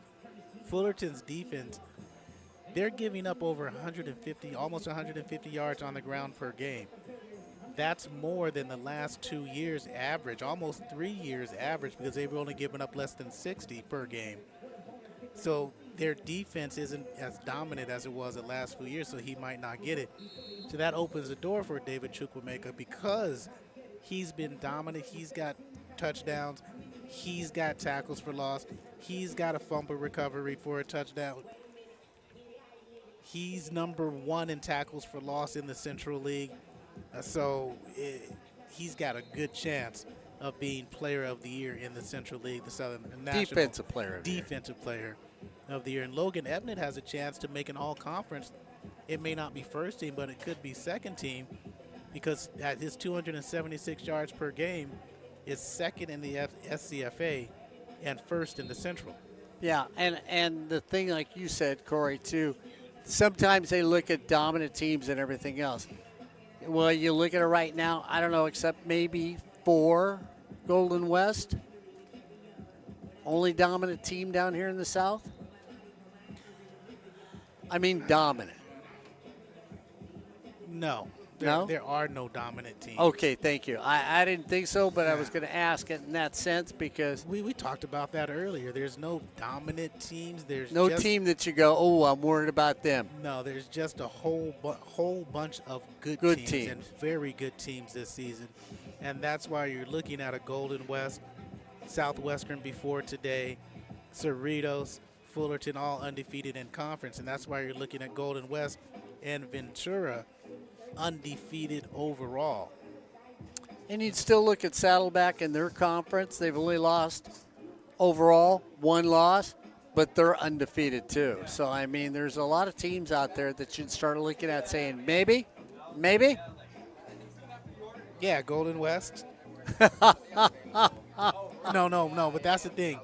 With the loss of Southwestern, that opens the door for Saddleback and El Camino, because they'll leapfrog Southwestern into playoff position, because it's the division winners and then how you're ranked. See, and that isn't how I got it explained to me the first time around. Once again, they're trying to deceive us old, feeble people. Well, hey. It works sometimes. So that was the voice of Fullerton College football, along with me, Corey Nalen, once again coming on the air here. What? You're Corey Nalen? I said no. Well, you're still the voice No, of I'm not. Fullerton. No. Oh, hey, man. I'm sorry. I'm not giving up anybody else's voice. I'm going to keep you, Ryan Osborne. You guys are right by my side. I know. I'm sticking with you guys until there's somebody that comes along and, oh, that ain't going to happen either. Sorry. Albert Robles, though, is the voice of East LA sports. Of course, I know you did volleyball the other night, a little water polo. You're sort of dabbling in everything, water right? polo coming up on Wednesday. It'll be the first water polo since 21, 22, I think. So you're dabbling in everything. It's been a minute since we've done ELAC water polo here on SportsNetUSA.net. Yeah, so Albert is going from one outfit to another here on SportsNetUSA.net. So make sure you check the homepage here at East LA and SportsNetUSA.net to see if your team is coming up. And I know you got about 5 broadcasts listed on our spot in a row when the last time I looked. I'd have to double check that. Okay. Albert's going, wait a minute, I'm that busy? You know. And if you're that busy, East LA'd like to be that busy, because so far, you know, every time they walk up thinking they're going to walk through the door and find something, they have, but it's been all negative. And Corey said it could have easily been right now 17-7 in favor of East LA here on SportsNetUSA.net. Of course, earlier today, Saddleback football on SportsNetUSA.net. Saddleback victorious in that game. Yes, they were. By a lot to a little, last I checked. Yeah. Matt Rogers, Ryan Osborne, Wade were down there along with Ed Ford bringing you that game from Saddleback.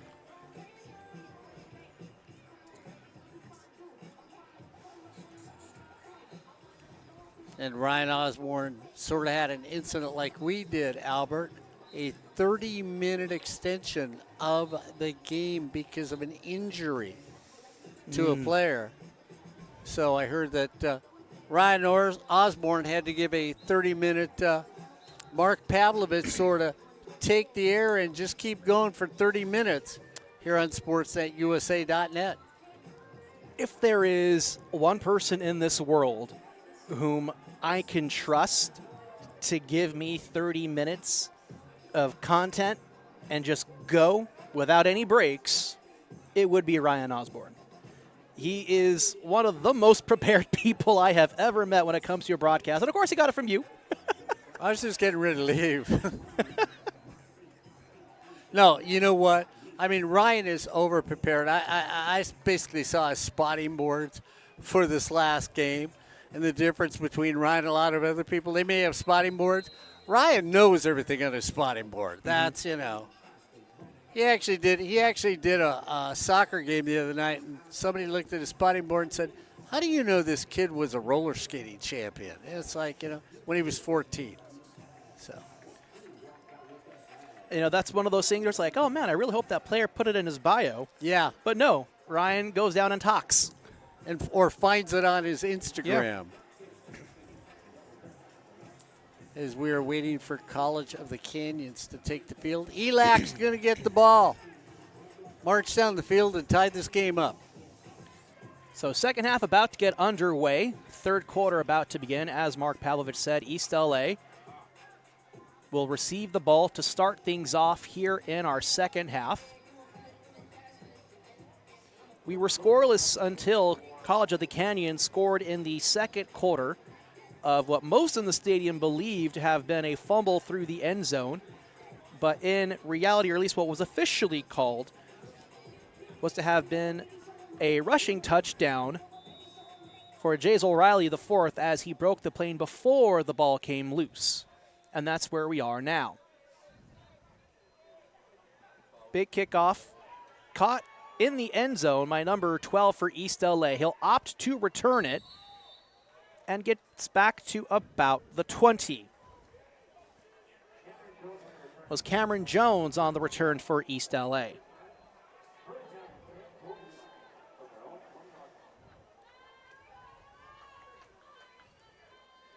So East LA will need a very productive first possession here to start things off in the second half if they want a feasible chance here of coming away with a win over College of the Canyons. Yeah, and they've looked good. They just haven't put anything in the end zone that has stayed there. Yeah, they missed an early field goal attempt after forcing a fumble and recovering the ball in Canyons territory. And then they had a touchdown called back off of a holding call.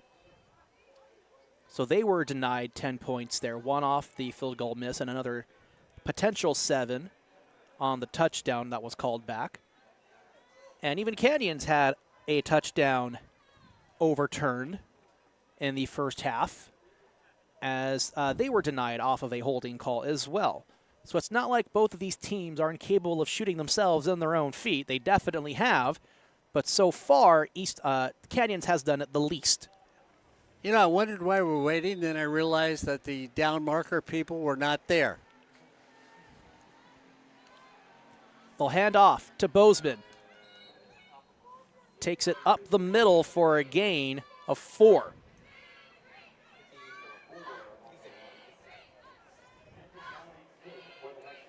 So 2nd and 6 coming up for East LA. And we'll see what sort of play variety East LA has up their sleeves. They're capable of running the ball. They're capable of throwing the ball. But they've yet to really bring it all together so far in this game against Canyons. They'll hand it off to Bozeman, goes to the left side, and meets a trio of Cougars and is brought down for a loss. Officially a loss of 1, thanks to forward progress. So 3rd and 7. Yeah, don't get in the rut of predictability as an offensive coordinator.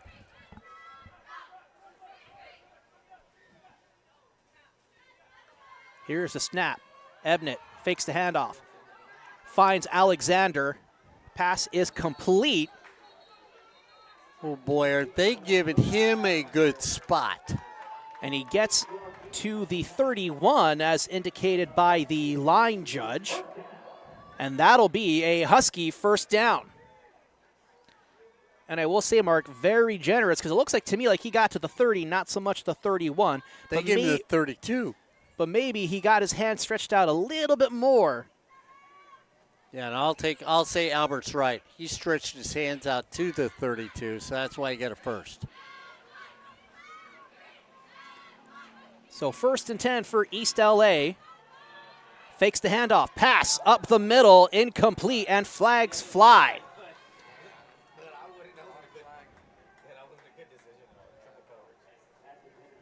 Pass was intended for number 1, Jonathan Alexander.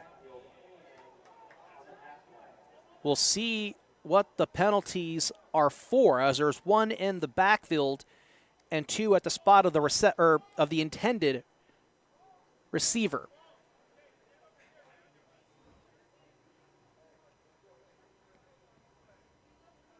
So pass interference on the defense and holding on the offense. Those penalties will offset, and we'll repeat the first down.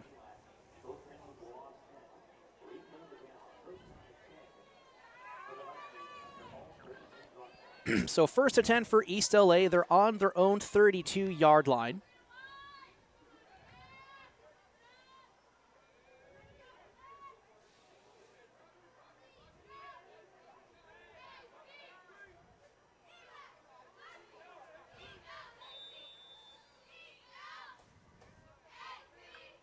Here's the snap. Ebnett fires away and just overthrows Jaden Thomas, the third.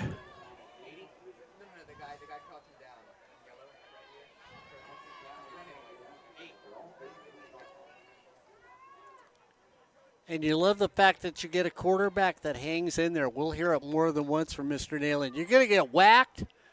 They're going to smash you and throw you on the ground. You might as well throw a first down or a touchdown instead of throwing it away and eating your teeth later.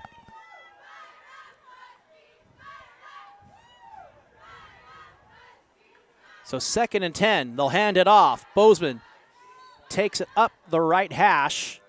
Short gain of about 3.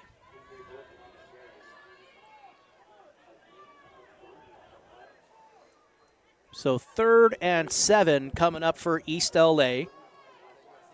Usually a manageable down for the Huskies in this situation. But so far in this game, they've come up short on several occasions. Little confusion on the setup for the Huskies. Kamal Jabari lining up at tight end for East LA. Bozeman in the backfield. Here's a snap. Fires off. And pass was intended for Bozeman, but he didn't even know it was coming toward him as it hits him in the back. It's going to be a 4th down, and East LA will once again have to punt it away.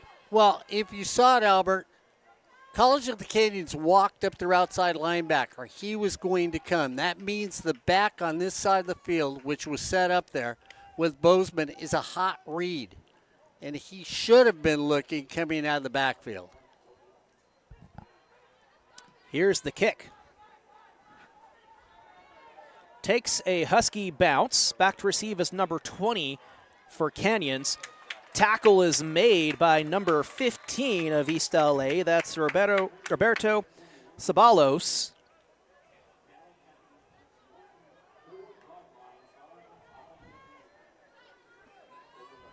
And they're going to mark him down at the 24.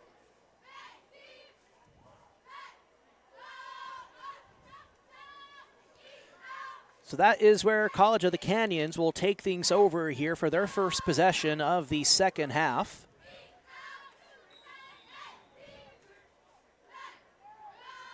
And with the way East LA has been playing on defense, it is a favorable field position, at least for East LA. But Canyons has been showing that they can definitely exploit some elements of East LA's defense and get a first down when necessary. As the runner breaks free, rolls around and gets hit big time shy of the 20-yard line. No forward progress ruled yet, but that is Isaiah Rameau on the carry. And it looks to be a 6-yard loss officially on the play, as they're going to spot the ball on the 18-yard line. Beautiful pursuit by East LA. First person slows you down, second person slows you down more, and then everybody comes in. You know, if you played football in the old days, you used to tell your buddy, hold him up, hold him up. That's exactly what that looked like. Riley has a snap. They hand it off. Runs into a pack of Huskies, and maybe a short gain of about 1. We'll see what the official spotting is from the judges on the field. And officially, it looks like no gain. So that is indeed the call, no gain on the rushing attempt from Isaiah Rameau, 3rd and 16. Ball is on the Canyons 18-yard line. 10:24 remaining. And flags will fly. We'll look to the white hat and see what the ruling is.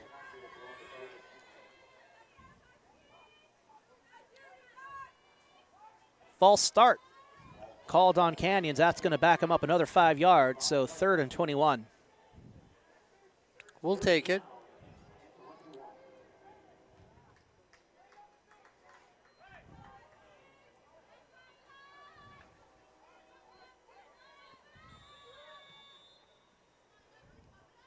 So 3rd and long here for College of the Canyons. Just over 10 minutes remaining here in the 3rd quarter. Canyons touchdown, the only scoring attempt of the day. Riley throws downfield, and it is broken up and incomplete. That's Jameer Craddock to break up the pass. Beautiful defense on his part. Almost came away and stripped it away from Cole Crawford, the intended receiver on the play, but will fall incomplete. 4th and 21 coming up for College of the Canyons. They'll elect to punt it away. Back to receive is number 11, Victor Rodriguez.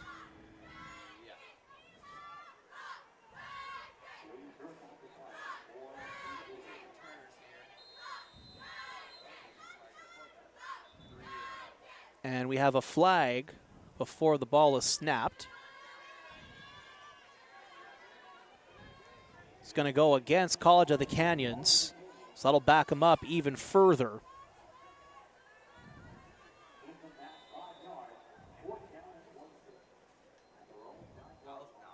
So joining Victor Rodriguez back to receive is number 3, Jaden Thomas.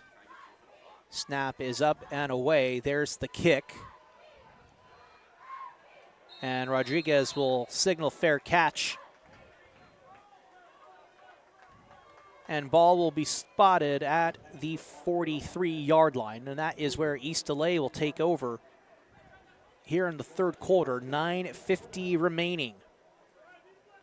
Great field position. Now's the opportunity to tie this game up. As a Husky fan and a Husky team, it's time now to say to College of the Canyons, this game belongs to us. We're going to start taking it over right now.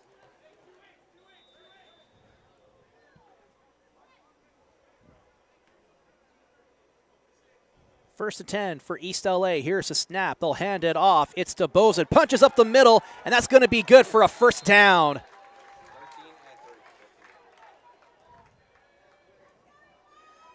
And that's one way to move the chains for East LA. 17 yards officially on the play for C.J. Bozeman.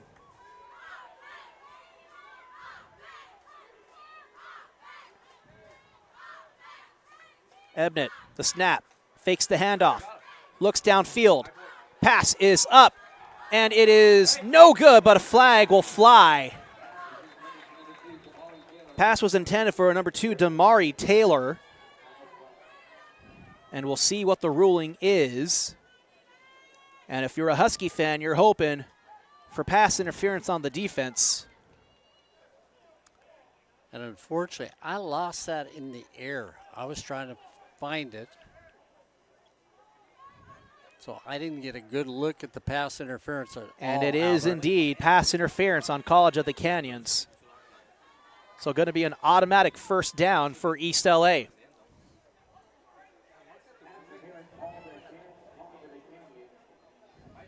That is the second first down brought on by penalties for East LA.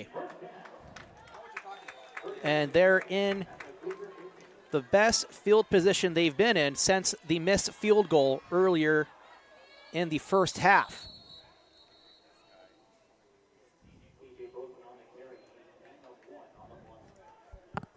And Bozeman on the carry there. Short gain of 1 yard. 2nd and 9 coming up for East LA.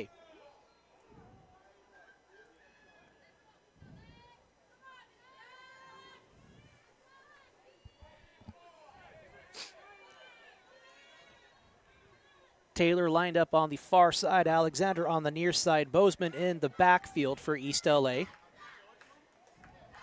As Ebnick gets the call from the sidelines. Here's a snap. To the right side. Finds 34. Gets the first down. Breaks the plane. Touchdown, Huskies! No, they're going to mark him short. So it'll be 1st and goal from the 1. I thought he had it there, Mark. I thought he broke the plane. Yeah, I thought it came in when I was watching that.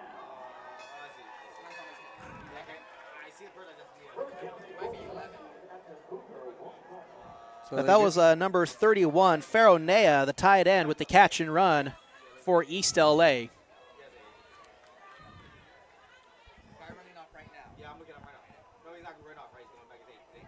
So Canyons will switch up their defense to match the offensive switch up for East LA. They'll hand it off. Flags will fly. Too many defensive men on the field.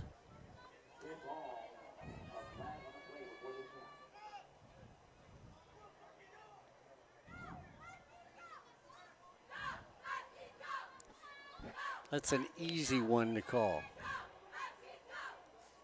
And that is indeed the call. Officially illegal substitution. If you watch the replay, you can see people trying to run off the field like, oh, wait a minute, there's 22 of us out here. So half the distance to the goal, though I don't know how much closer you can get from the 1, but 1st and goal from the 1 for East LA. Bozeman lined up in the backfield, number 28 on the field as well. There's Jared Andrade.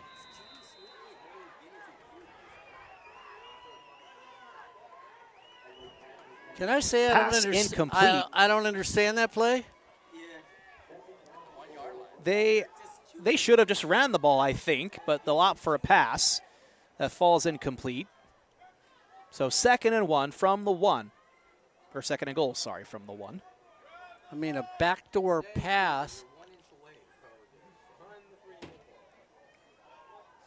In fairness, trying to score from the 1 is one of the hardest things you can do in football. So, you know, a little bit of a difference there, but still probably not the best play call made, as they do hand it off to Bozeman, and he does punch it in, and that's good for a touchdown. So East LA finally gets themselves on the board thanks to a nice little 1-yard touchdown run for C.J. Bozeman.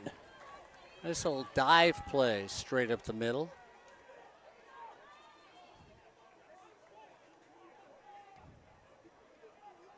So 7-6 our score in favor of Canyons, pending the point after.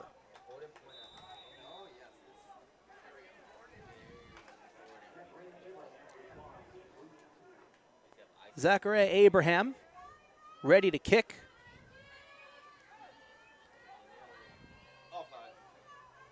And flags will fly as it should be offsides on the defense.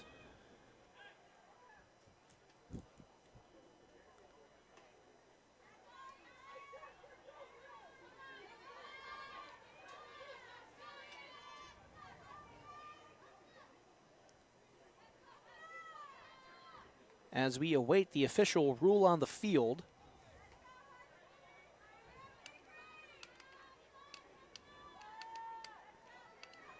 And offsides is indeed the call.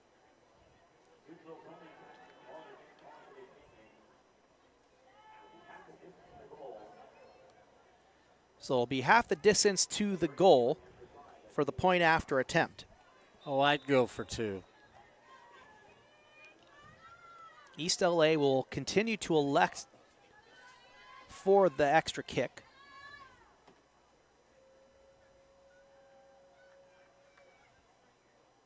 Here's a snap. Kick is up. And kick is good. East LA ties it up 7-7 with 7:25 remaining here in the third quarter.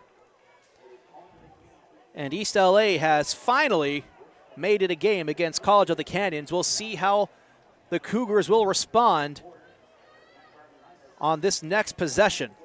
And Albert, again, let's give credit where credit is due. That all started because the defense came up big one more time. They put the offense in great field position.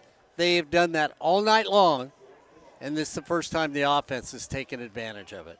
Yeah, defense stepped up, just like you said, exactly when they needed to. You had a big catch and run by the big number 34, Faronea. Just couldn't quite get into the end zone. He definitely deserved that touchdown. But that great catch and run put East LA in great field position for them to at least punch it in with the legs of C.J. Bozeman.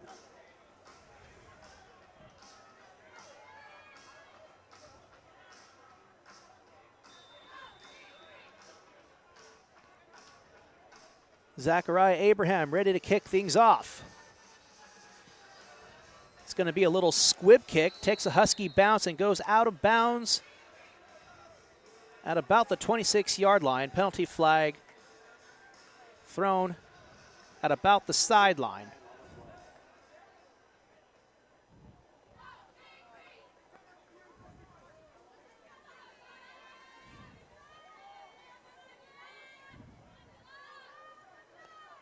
So you wait for the official ruling here. Sorry, Mark. Oh, that's okay. They've got it marked, where, at the 27. They just picked it up. They're moving up. They're moving it up. Where? I mean, the ball landed in bounds before it went out of bounds, so I'm not quite sure.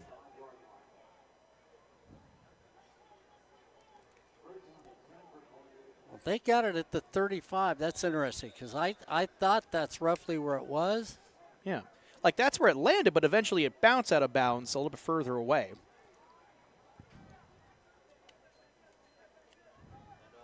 They'll hand it off to number 9, Isaiah Rameau. He's still standing, runs into a pack of Huskies. He's got the first down and is officially marked down at the 48-yard line. So a solid first down run for number 9, Isaiah Rameau. Little over 7 minutes remaining here in the third quarter. Our game tied 7-7 between your ELAC Huskies and the visiting Cougars of College of the Canyons.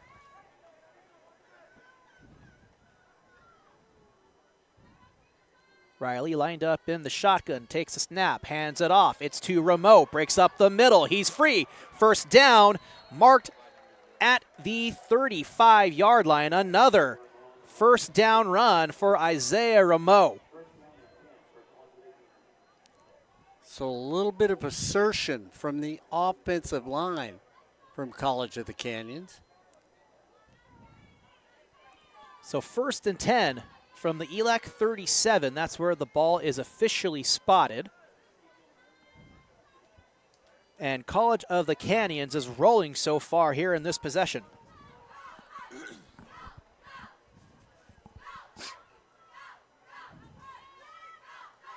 Riley, high snap, it's fumbled. East LA jumps on it. It's going to be Husky ball.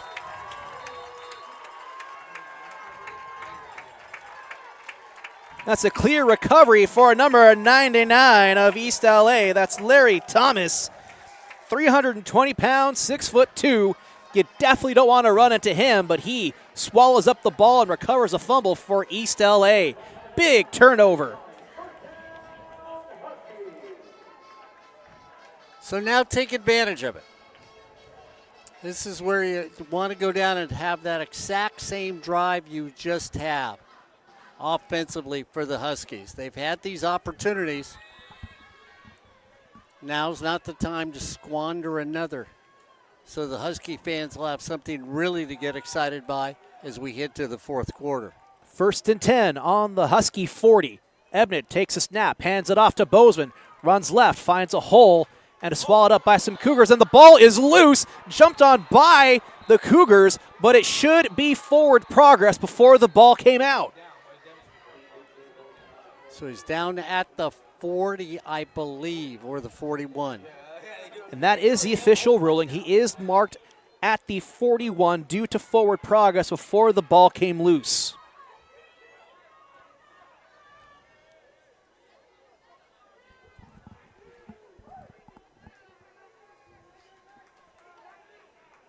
So 2nd and 9 for East LA. Bozeman in the backfield. Here's a snap. They hand it off. Swallowed up for a huge loss.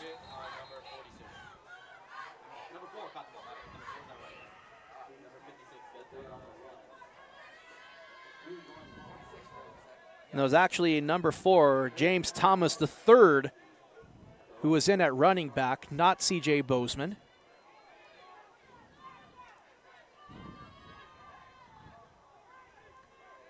Officially going to be a loss of 2 as we're now at 3rd and 11.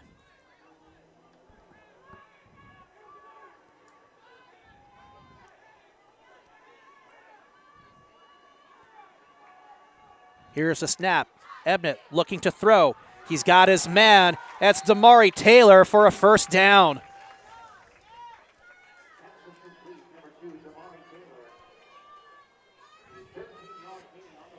So great 10-yard play to move the sticks for a Husky first down.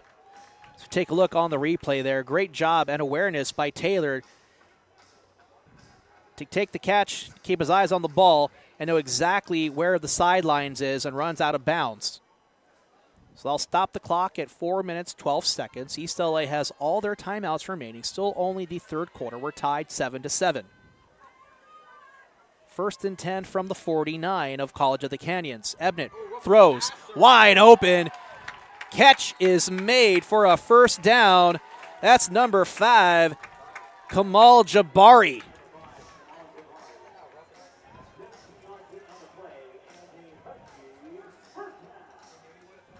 And a great job there. As you can see on the replay, Jabari just split those 2 defenders. They left him wide open with no coverage for a huge ELAC first down. They're now on the 34. They'll fake the handoff. Ebnett throws yet again. He was trying to find Alexander. Got his hands on the ball, but was hit hard in the back. He's a little slow to get up. And he's staggering just a little bit. He'll go to the sideline and get some attention from the medical personnel.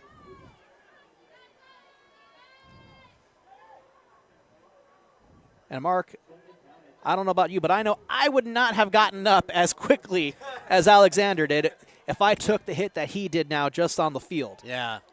And a nice clean hit, too. Let's emphasize that. Just a hard one. Number 4 with the carry. It's Thomas the third. Gain of about 1.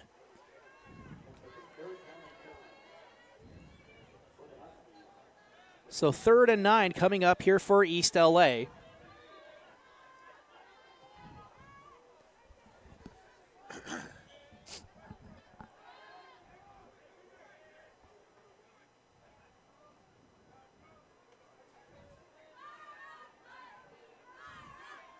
Thomas III in at running back. Here's the snap. Ebnett rolls left, fires away. Pass complete. It was Jaden Thomas. with the first down catch. Big first down for East LA yet again.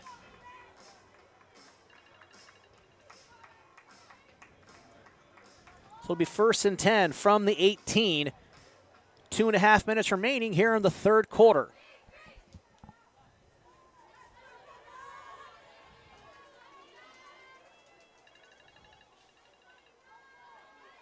Here's the snap. Ebnett will hand it off. It's Bozeman. Short gain of 2.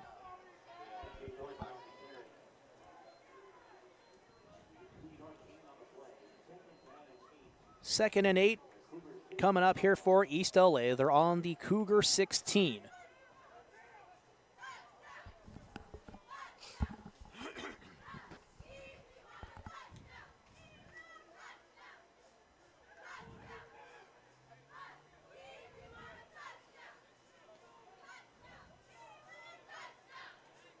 Jabari in at tight end on the near side. Ebnett has the snap. Passes to the right side. Pass is caught and complete. That was number 3 with the catch, Jaden Thomas, for a short gain of about 3. 3rd and 5.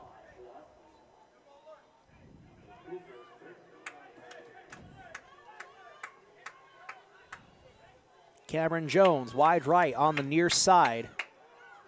Low part of your screen. Bozeman in at running back. They hand it off to Bozeman. Easily gets hit by several Cougars. Short gain of 2.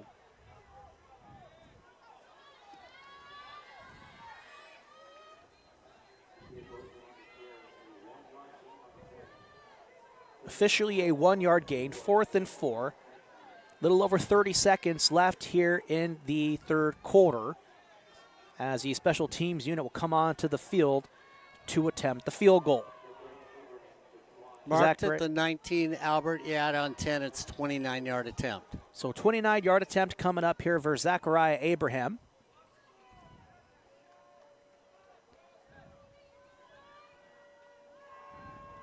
Kick is up. And kick is good. So Zachariah Abraham, 1 for 2 today so far on field goal attempts, and is 1 for 1 on the extra point. East LA goes up 10-7 with 6 seconds remaining here in the third quarter as the Cougars are about to take over possession. Yeah, and a big drive for East LA because we've seen them stagger, and Albert, I thought it was huge to get something from it to take the lead against College of the Canyons. Now we'll watch the defense step up big time as we have a player being helped off the field for East LA. Yeah, that looks to be number 78, Sebastian Gallegos Tiburcio.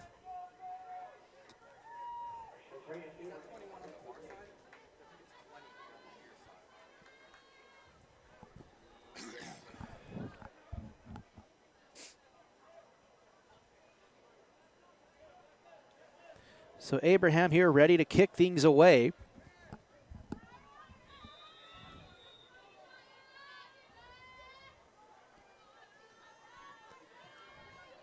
Little squib kick yet again. Tackle made by number 42. As the kick was received by number 56 of Canyons. That's Charles Milner.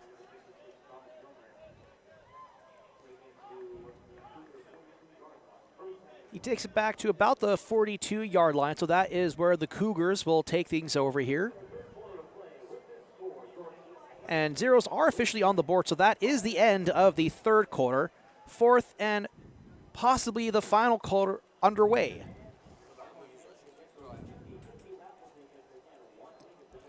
And the only reason why I said possibly, because this game feels like it very much could be one of those games that goes in overtime. Yeah. Although, if you're an East LA fan, you definitely don't want to see that happen. Yeah, and I like the way East LA defense is played, and now we want to see the big man that you talk about all the time on CBS have an opportunity to get his chance. Corey Nayland said when you talk about the young man you've been talking about who's going to be on the CBS special, he could be the one that everybody looks at as player of the year on the defensive side this season. We haven't called his name much here in the second half to start things off, but he was very present in the first half. Yeah.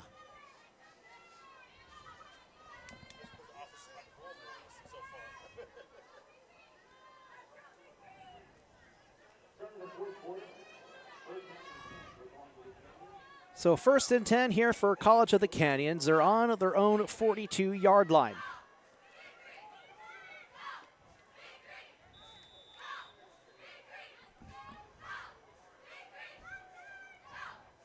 Riley takes a snap, fakes the handoff, rolls to the right side. Pass is up the middle, and it's picked off. Pass was deflected, and the interception is made by number 10 for East LA. That's Justin Wyrick. Flag on the field.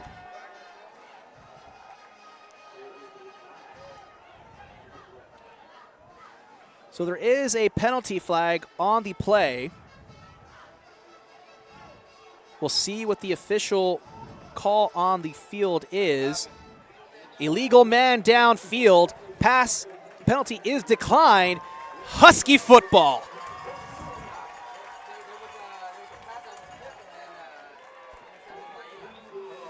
And talk about a huge sequence of events for East LA to get the ball back.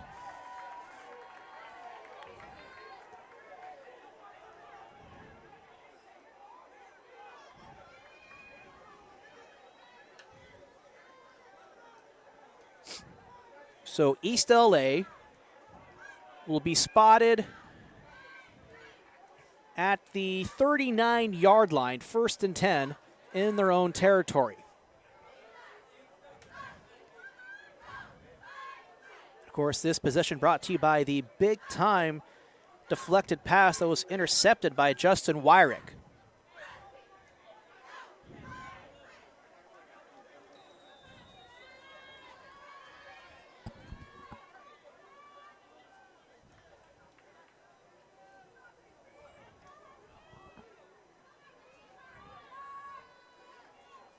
Ebnett hands it off to Bozeman.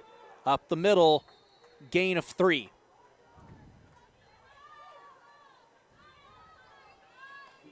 Well, like Albert, you said, oh, let's talk about a tie, and they decided, no, I've heard enough here from SportsNetUSA.net. Let's win the game now. So defense coming up huge again for East LA.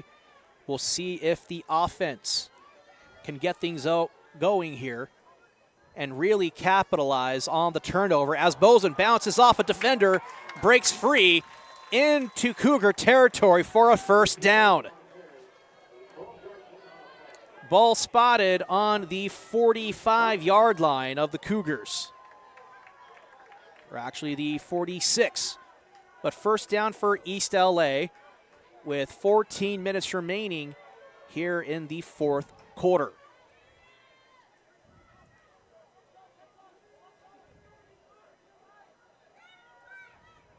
Faronea in at tight end. Here's the handoff. They fake it. Pass is up and broken up and incomplete. Pass intended for number 2, Damari Taylor.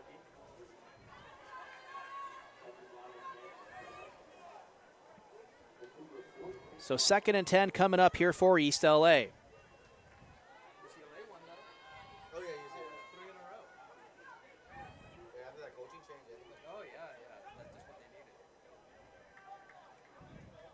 And looks like the referee just caught on to his own ball spotting there. He almost gave East LA an additional first yard. We'll take a gift. Yeah.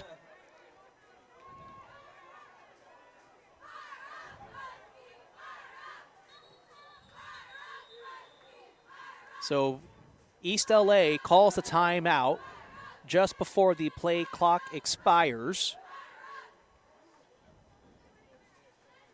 And we'll step away for a moment ourselves. You're watching Husky football right here on SportsNetUSA.net.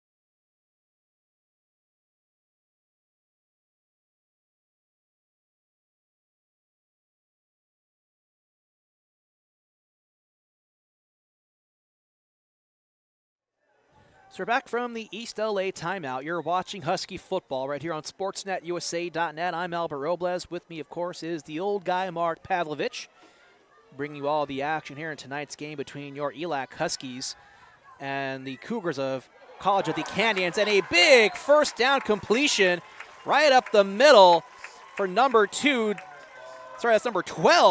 That's Cameron Jones on the catch.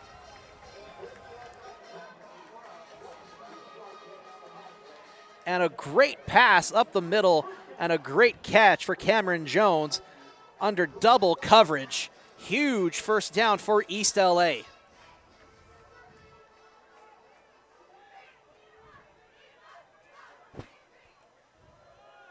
East LA hands it off to Bozeman. It's going to go down for a loss of 2.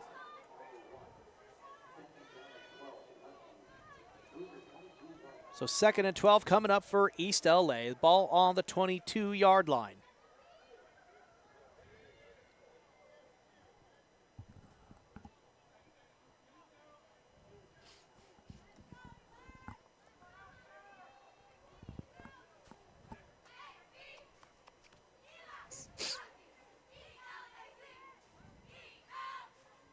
Alexander lined up on the near side. Cameron Jones on the far side. Here's the snap. Ebnett throws up the middle. Almost intercepted, but it'll go incomplete.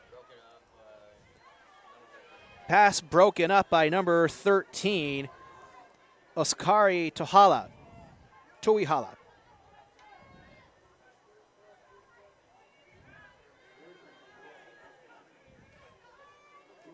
So 3rd and 12 coming up here for East LA. 12:25 remaining here in the 4th quarter. And if you're East LA, you know you want to come with points on the board here. Oh, absolutely.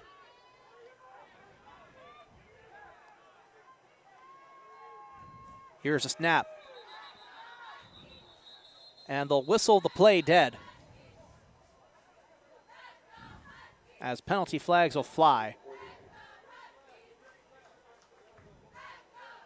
And a false start is going to go against East LA.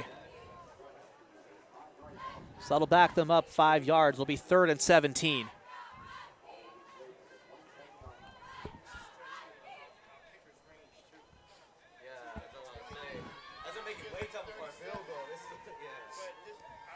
And that'll be a hurtful possession if East LA can't advance the ball any further on this down, because it'll be really pushing the range on their kicker, Mark.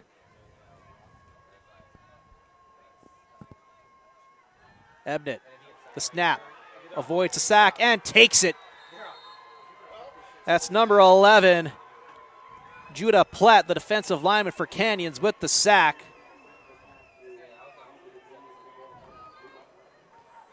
And it'll be 4th and forever for East LA.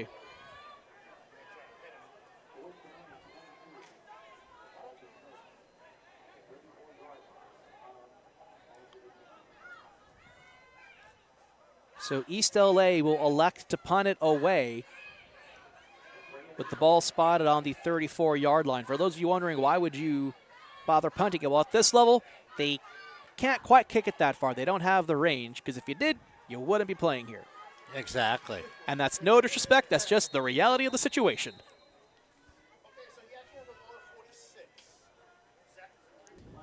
So East LA will take the delay a game penalty to back them up a little bit more, just to find that nice little range for the punt.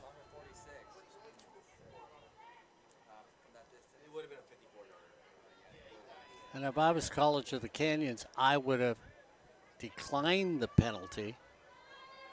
It looks like they did. And just said, hey, thank you, Coach. So College of the Canyons reading Mark Pavlovich's mind and declining the penalty to avoid backing up East LA even further.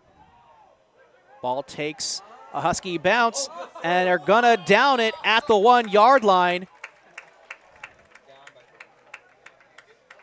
I'm not seeing an indication of a touchback. It looks like they were successful in keeping it out of the end zone. But we do have an injured player on the field. And they're moving it out to the 20. So they are indeed going to call it a touchback then. Injured player is now up and mobile. That was number 24, Delonta Foley. Looks he had kind of like popped his shoulder a little bit. Glad to see that he is okay.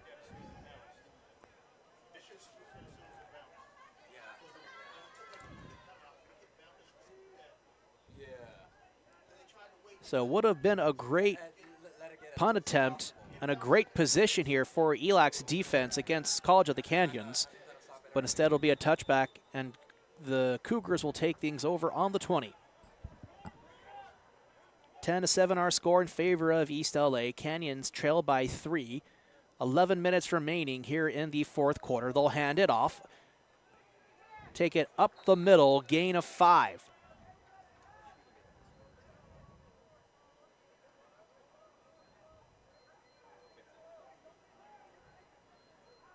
That was Isaiah Rameau on the carry. So 2nd and 5 coming up for Canyons.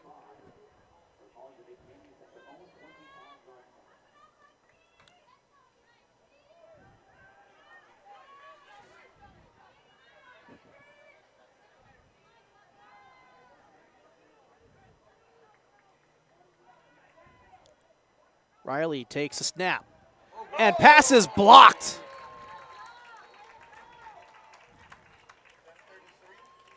As number 33 with the broken up pass, it's Bryce Wills.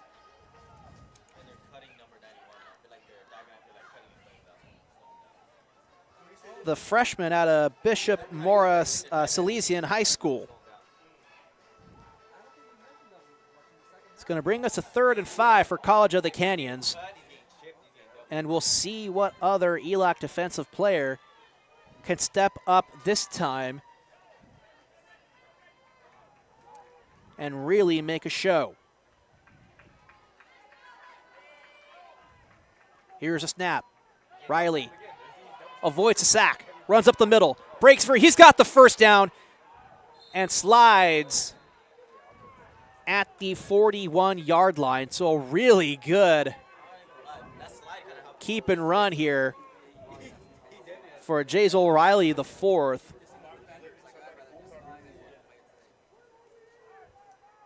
Nothing on his first look. Didn't look for a second look. Decided after his first look, hey, it opened up in front of me. I'm going to take off, pick up as much as I can.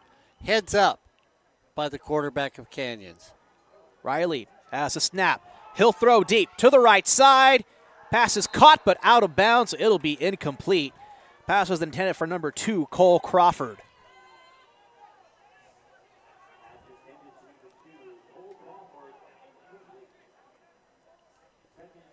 So 2nd and 10 coming up here for College of the Canyons. Ball is on the 41-yard line. 9:45 remaining. And Canyons has all of their timeouts remaining.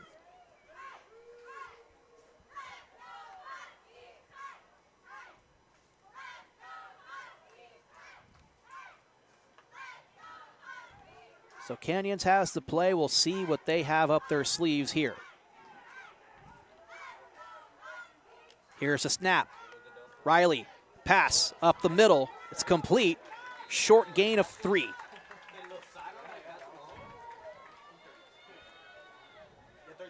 Pass was complete to number 32, Paul Camden. So you look to your right, you let your offensive line release by 2 yards, and basically it is nothing more than a screen pass that you're throwing in the middle of the field. Good defense by East LA, not biting in when he looks to the right.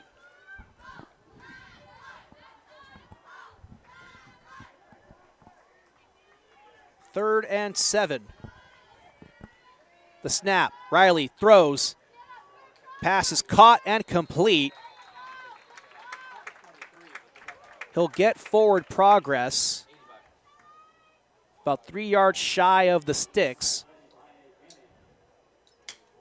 4th and 3 here for College of the Canyons.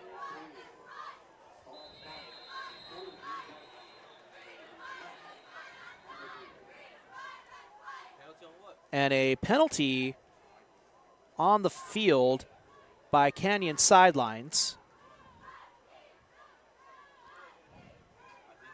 Considering there's no players over there in the vicinity, maybe unsportsmanlike conduct on the bench? Yeah, it could be. It could be that they're out of the box. It would be a sideline warning. They have to get a warning before they throw a flag on the sideline, if that's what it is. If the coach steps on the field too often.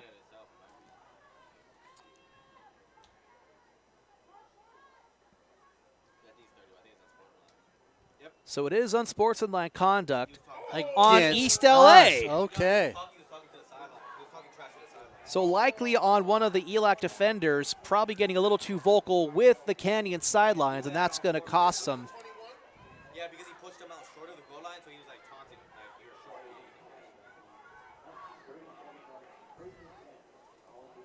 So the young spotter that's up from us said it could have been a taunting penalty, which, as we know, officials try to take care of that, so there's not that outbreak of retaliation on the field.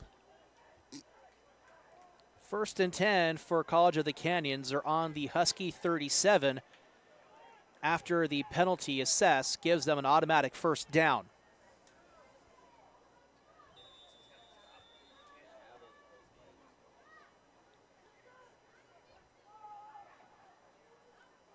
Riley takes a snap. They'll hand it off. It's Isaiah Rameau.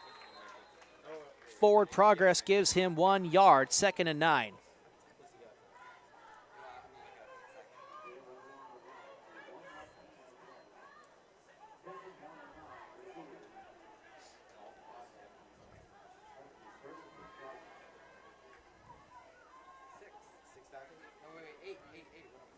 Eight minutes left and counting.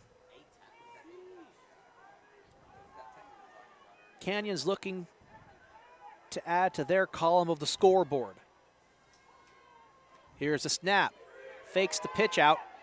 Riley keeps it himself, goes up the middle, and is tackled at the 34-yard line.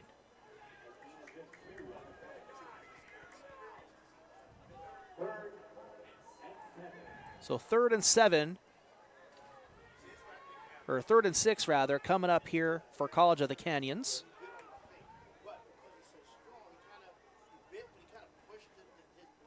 East LA could use a defensive stop. Yeah.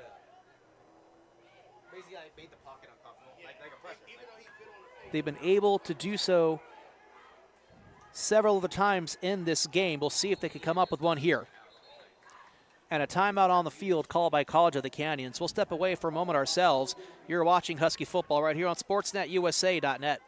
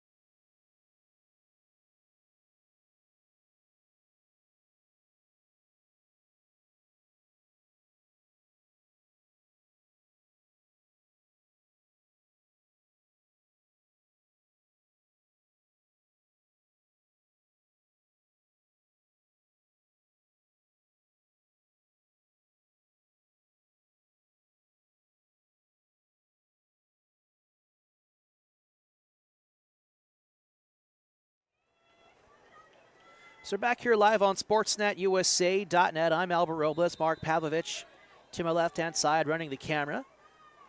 As you're watching Husky football as they take on Cougars from College of the Canyons. Riley has a snap, had a man downfield, but opted to keep it himself and is brought down for a 1-yard gain, and it's going to be a 4th down for College of the Canyons.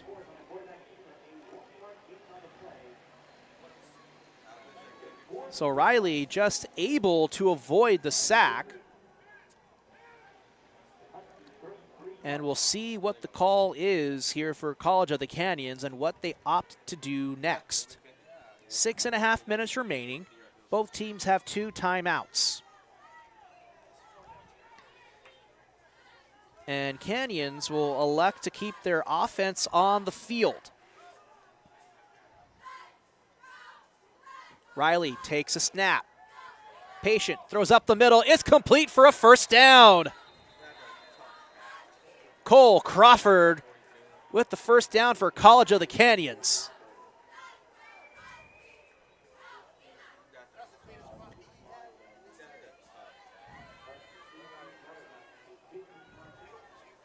And Mark, that was the cleanest pocket Riley has had all game. He had forever and a century to make that pass. East LA needs to do better defensively because they've done a heck of a job on really collapsing that pocket on Riley and forcing him to go mobile.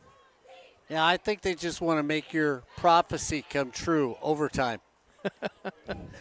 Oh, I wish I hadn't have said it. Oh, the announcer's jinx as Riley gets a snap. He'll throw deep to Crawford, out of bounds, incomplete. Riley takes a big hit by a number 15, and he goes down to the floor. That's Roberto Sabalos. 2nd and 10 on the Husky 18, 5:24 remaining.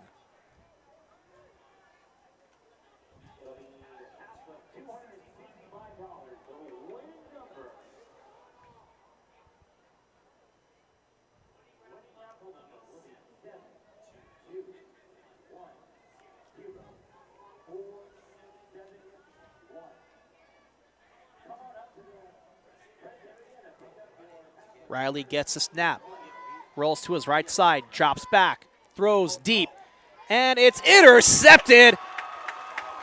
That's Craddock. Flag will fly. This might come back, we'll see. But for the time being, Jameer Craddock with an interception for East LA. But a flag is in the end zone, in the vicinity of where the interception was made. And we'll look for the white hat to see what the official call is.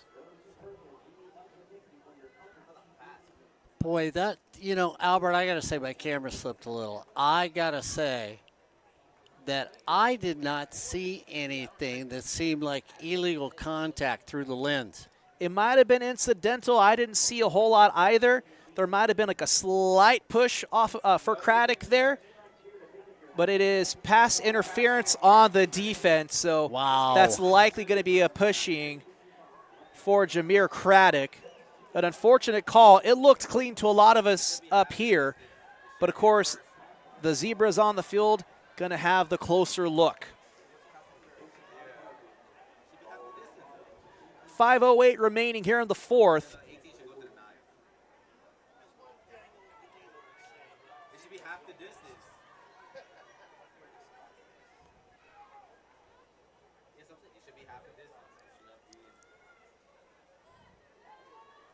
So the ball is at the 18, should be half the distance to the goal, so it should be on the 9-yard line.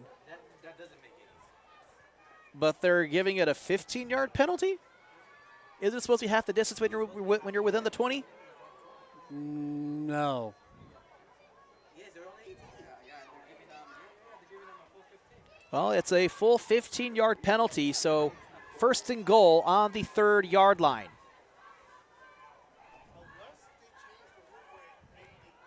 It's half the distance if you cannot give the penalty. Not 100% sure. Because remember the other play when we got the pass to the Huskies, it went half the day, they go to that spot. So because the 15 yards could be issued, it is the full 15. They find themselves on the 3-yard line. They fake the handoff. They go with the keeper, and Riley is brought down for a sack. I got to tell you, that might be one of the best defensive plays I've seen in quite a while. Yeah, just a really fantastic read. They go with the handoff, and he fakes it. And you know what, Mark? Who was that on the tackle? Number 91, David Chukwemeka with a huge stop. He said, here's a little more footage in case you need it. 2nd and 5. 4:30 remaining. Ball on the 5-yard line.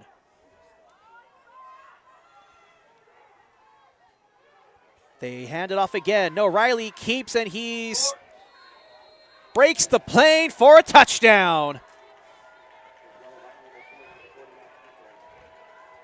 East LA came so very close to pushing him out of bounds and marking him short. But Giselle Riley IV found a way to punch it in for a touchdown. And the Cougars take a lead of 13-10 as we have an injured Husky on the field.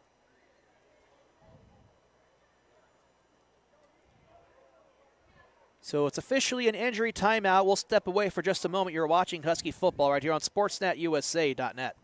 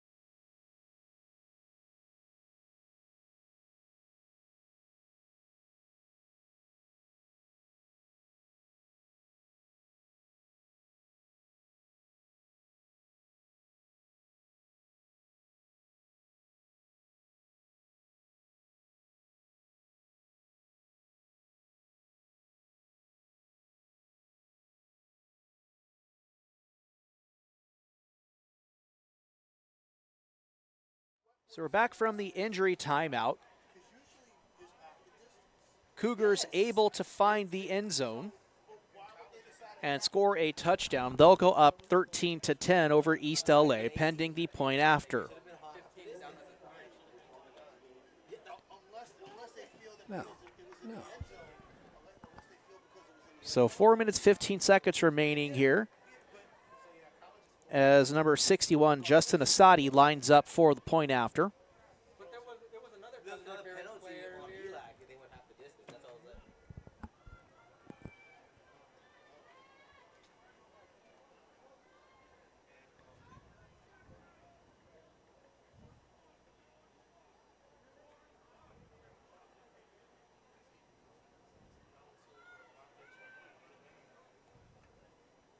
But it's a big deal.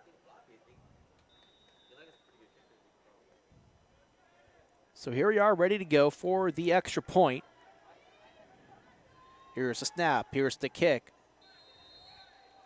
And up and through the upright it goes. 14-10 our score. So East LA about to get the ball back with 4 minutes, 15 seconds remaining and both of their timeouts. Yeah, because if it's a 10-yard penalty, you're at the 15. They don't stop it at the 7.5. They give you the 10 yards. They take it down to the 5.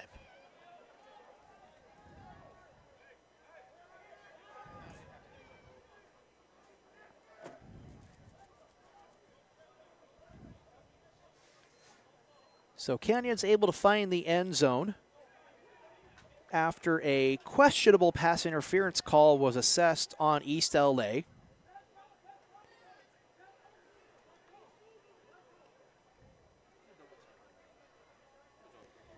And East LA about to get the ball back. And if you're a Husky fan, you really want them to get things moving here.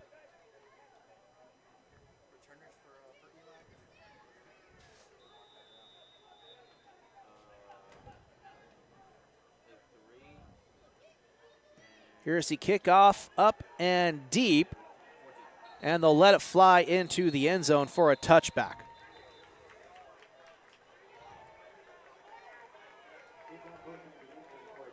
See, now this works out for East LA because they got 4 minutes to move down the field and win the football game. They have both their timeouts as well as the 2-minute timeout. So they have a lot of time in the world to really go up and get a touchdown. But that is the key aspect, is they must find the end zone, as a field goal will not be enough. True. So if they were to be inside the 15, then would it be? Then it would be half. Yes. Oh, that makes sense because if it's less. Here's a snap. They hand it off to Bozeman. Runs it up the middle. And a solid gain of 7. So 2nd and 3 coming up for East LA. Ball is spotted on the 32.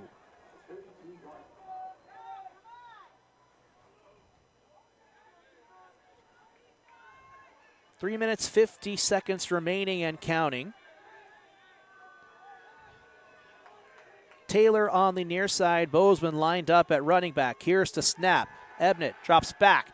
Throws to the right side. Complete to Alexander for the first down.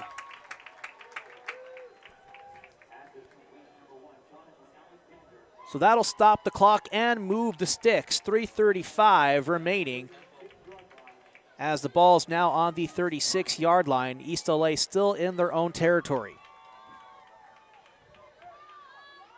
Don't let me down, guys. I called the victory.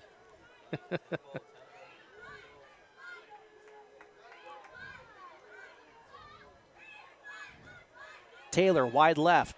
Bottom portion of your screen. Ebnett drops back. Pass up the middle. Complete. That's Kamal Jabari.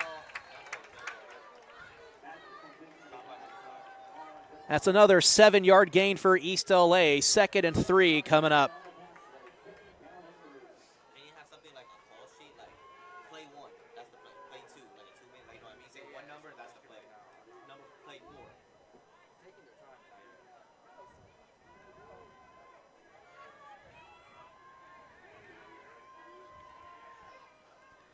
Bozeman in the backfield. Here's the snap. They hand it off to Bozeman. Finds a hole, good for a first down, and marches himself into Cougar territory.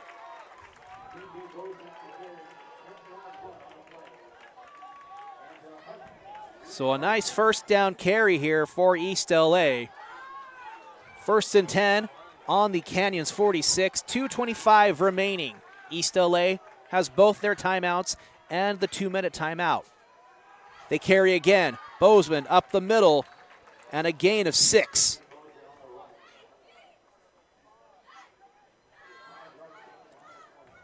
And C.J. Bozeman really making his legs work here in the final minutes of this 4th quarter. Officially a gain of 5 on the play. 2nd and 5 coming up. And we have officially reached the 2-minute timeout. So we'll step away for just a moment. You're watching Husky football right here on SportsNetUSA.net.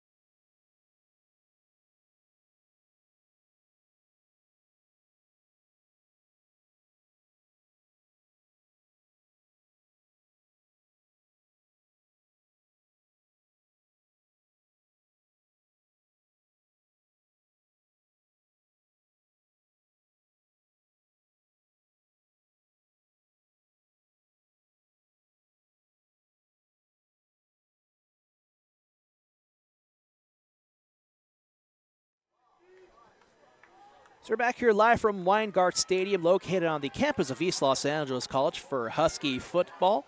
Albert Robles here, joined by Mark Pavlovich, bringing you all the Husky football action here tonight. Huskies trail 14-10 late here in the 4th quarter, 2 minutes remaining. East LA has both of their timeouts. 2nd and 5. Ebnet throws. Complete to Damari Taylor. Steps out of bounds. That'll stop the clock and move the chains.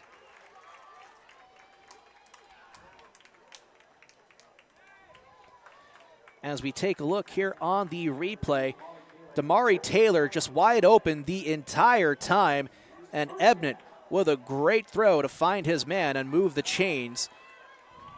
In coverage, or not in coverage, so to speak, was Xavier Perry, number 5 of Canyons. He was in the vicinity, but unable to really make a play on Damari Taylor. Meanwhile, East LA hands off the ball to CJ Bozeman. Short gain of 1. So 2nd and 9 coming up here for East LA. Ball will be on the 26.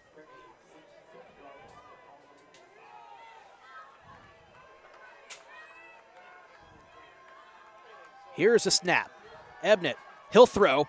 Pass broken up. This time, a great coverage there by Xavier Perry. He must have heard me from way up here questioning his coverage on the previous pass to Damari Taylor.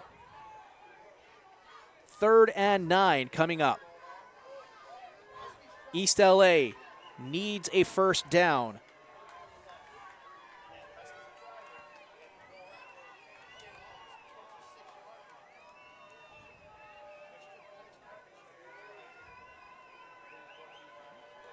"12 seconds on the play clock.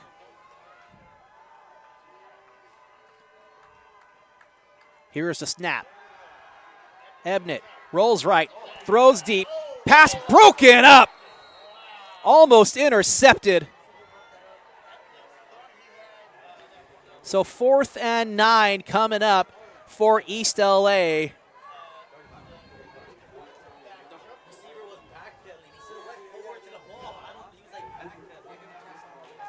Pass was almost intercepted. That definitely would have iced the game, but East LA has one more shot to find themselves in the end zone, or at least find themselves to get a first down, and a timeout called by College of the Canyons. We'll step away for one more moment. You're watching Husky football right here on SportsNetUSA.net.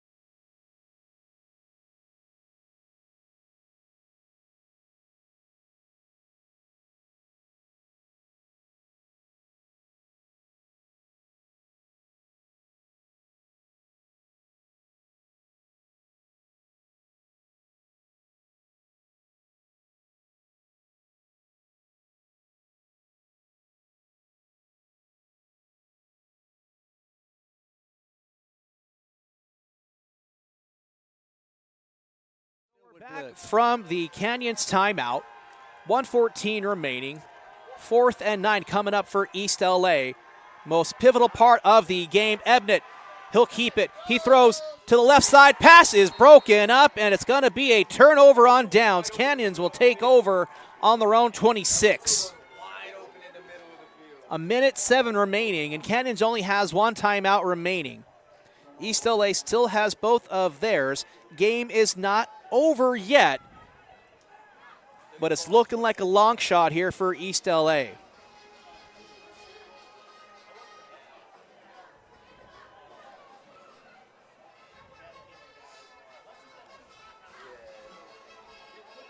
Give him some.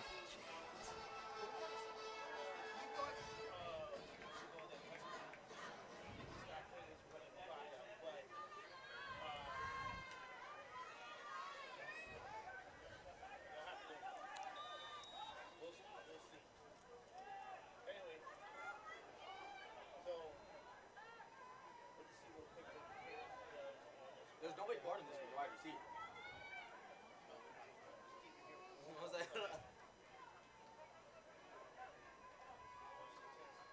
Riley gets a snap. They'll hand it off, and he's swallowed up by a pack of Huskies.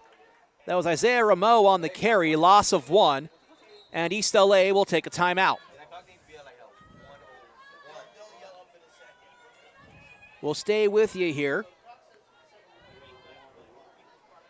as you're watching Husky football live on SportsNetUSA.net. Albert Robles, Mark Pavlovich bringing you all the action here tonight in what has been a very exciting game in the final moments of this game. Really should be a Husky lead, but they blew some early scoring opportunities by missing a field goal in their first possession after forcing a turnover for Canyons. And they had a touchdown that was called back on a holding penalty. So that took another 6 points off the board for East LA.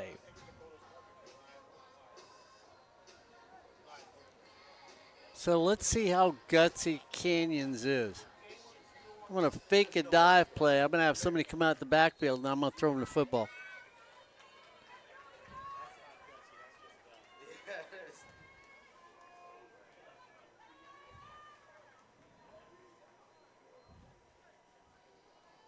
So 1 minute, 2 seconds remaining.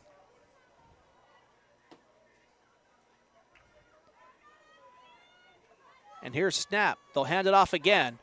It's Rameau, brought down, short gain of 3. And an immediate timeout called by Bobby Godinez from the sidelines. Timeout East LA.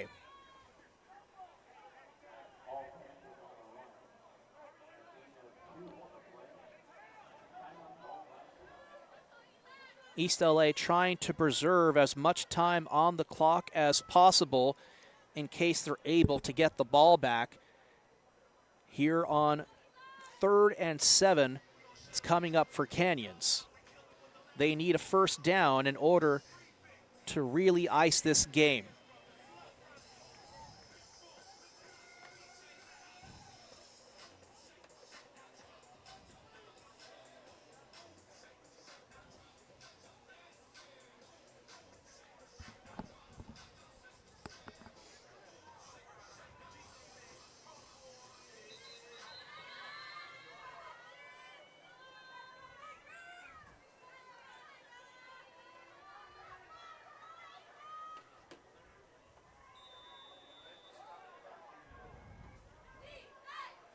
.57 seconds remaining.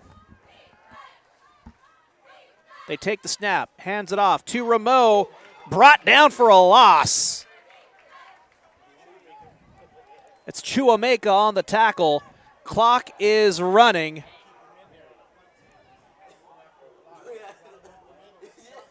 .40 seconds remaining and counting. It's 4th and 11. Canyon's going to take their time. 20 seconds on the play clock, so about a 10-second differential, so really not a whole time left remaining once East LA gets this ball.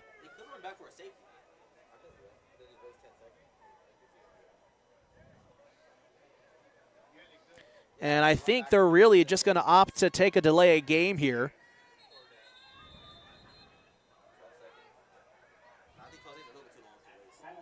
Or actually, they'll use their final timeout with 12 seconds remaining.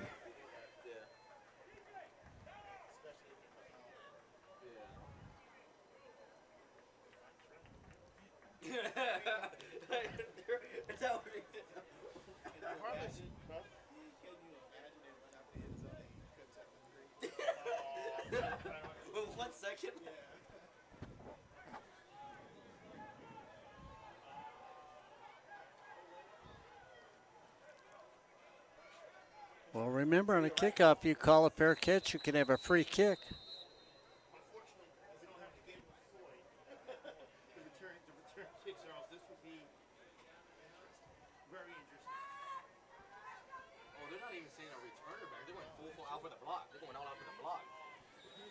So East LA not even lining up a return for the punter. They're opting for a full-blown block. And they're not going to get it. Ball's going to be bounced and stopped at the 30-yard line. Clock is winding down. Zeros are on the board. But Bozeman officially has the ball. I don't hear a whistle, but he is going to be marked down, and that is going to be the game. And we have actually a flag on the play, so maybe not quite over yet. We'll see what the call is. As we look to the white hat at about the 50-yard line, we'll patiently await what the ruling on the field is.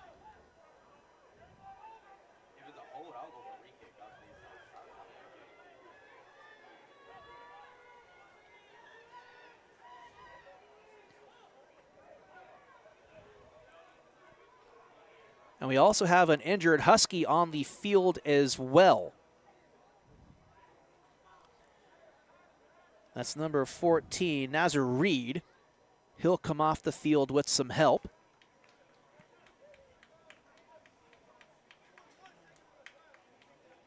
No, if it was a hold, I would take 10 yards and throw a Hail Mary. That's what I think that's got me quick. Take the 10 yards and throw. If it was a big deal, like the 41.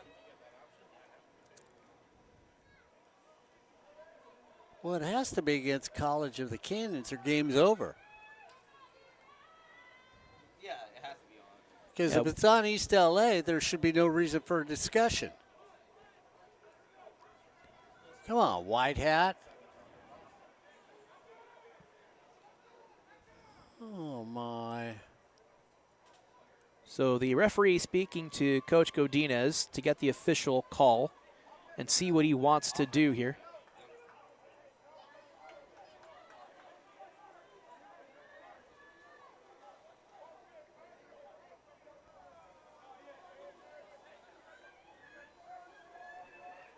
And we've yet to see an actual signal here from the referee on what the ruling on the field is. Well, because if it's on, okay.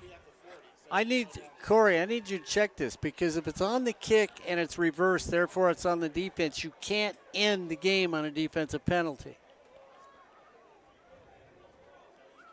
So as soon as they would kick the ball, they're technically on defense. So that means they get one untimed play. That's what it should be. And it looks like that's indeed what it is, Mark. It's going to be Husky ball.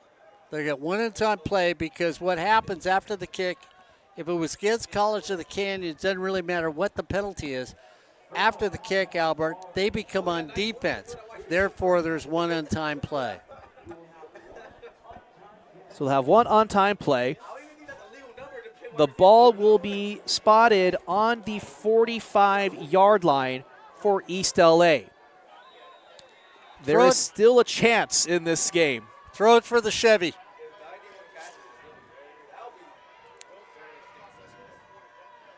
Kamal Jabari runs onto the field. Ebnett takes a snap, throws down the middle. Pass is complete. That's to Jaden Thomas. Can he stay in bounds? Can he stay up? He can't. Unable to throw the ball to a teammate. Zeros are on the board. And now, this game is over, question mark? Because yeah, it's over. Officials are coming off the field. So zeros are on the board, and there is the official signal by the referee.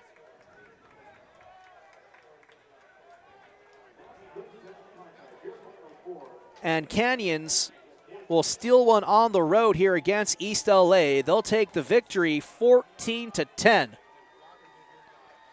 And Mark, even though Canyons come away with a victory, it doesn't really feel like a Canyons victory. It really feels like an ELAC loss. Yeah, because they should have won this game. I'm going to go with you there, Albert. I think you're absolutely right. Couple mistakes put them behind the schneid, and they can never get from underneath it.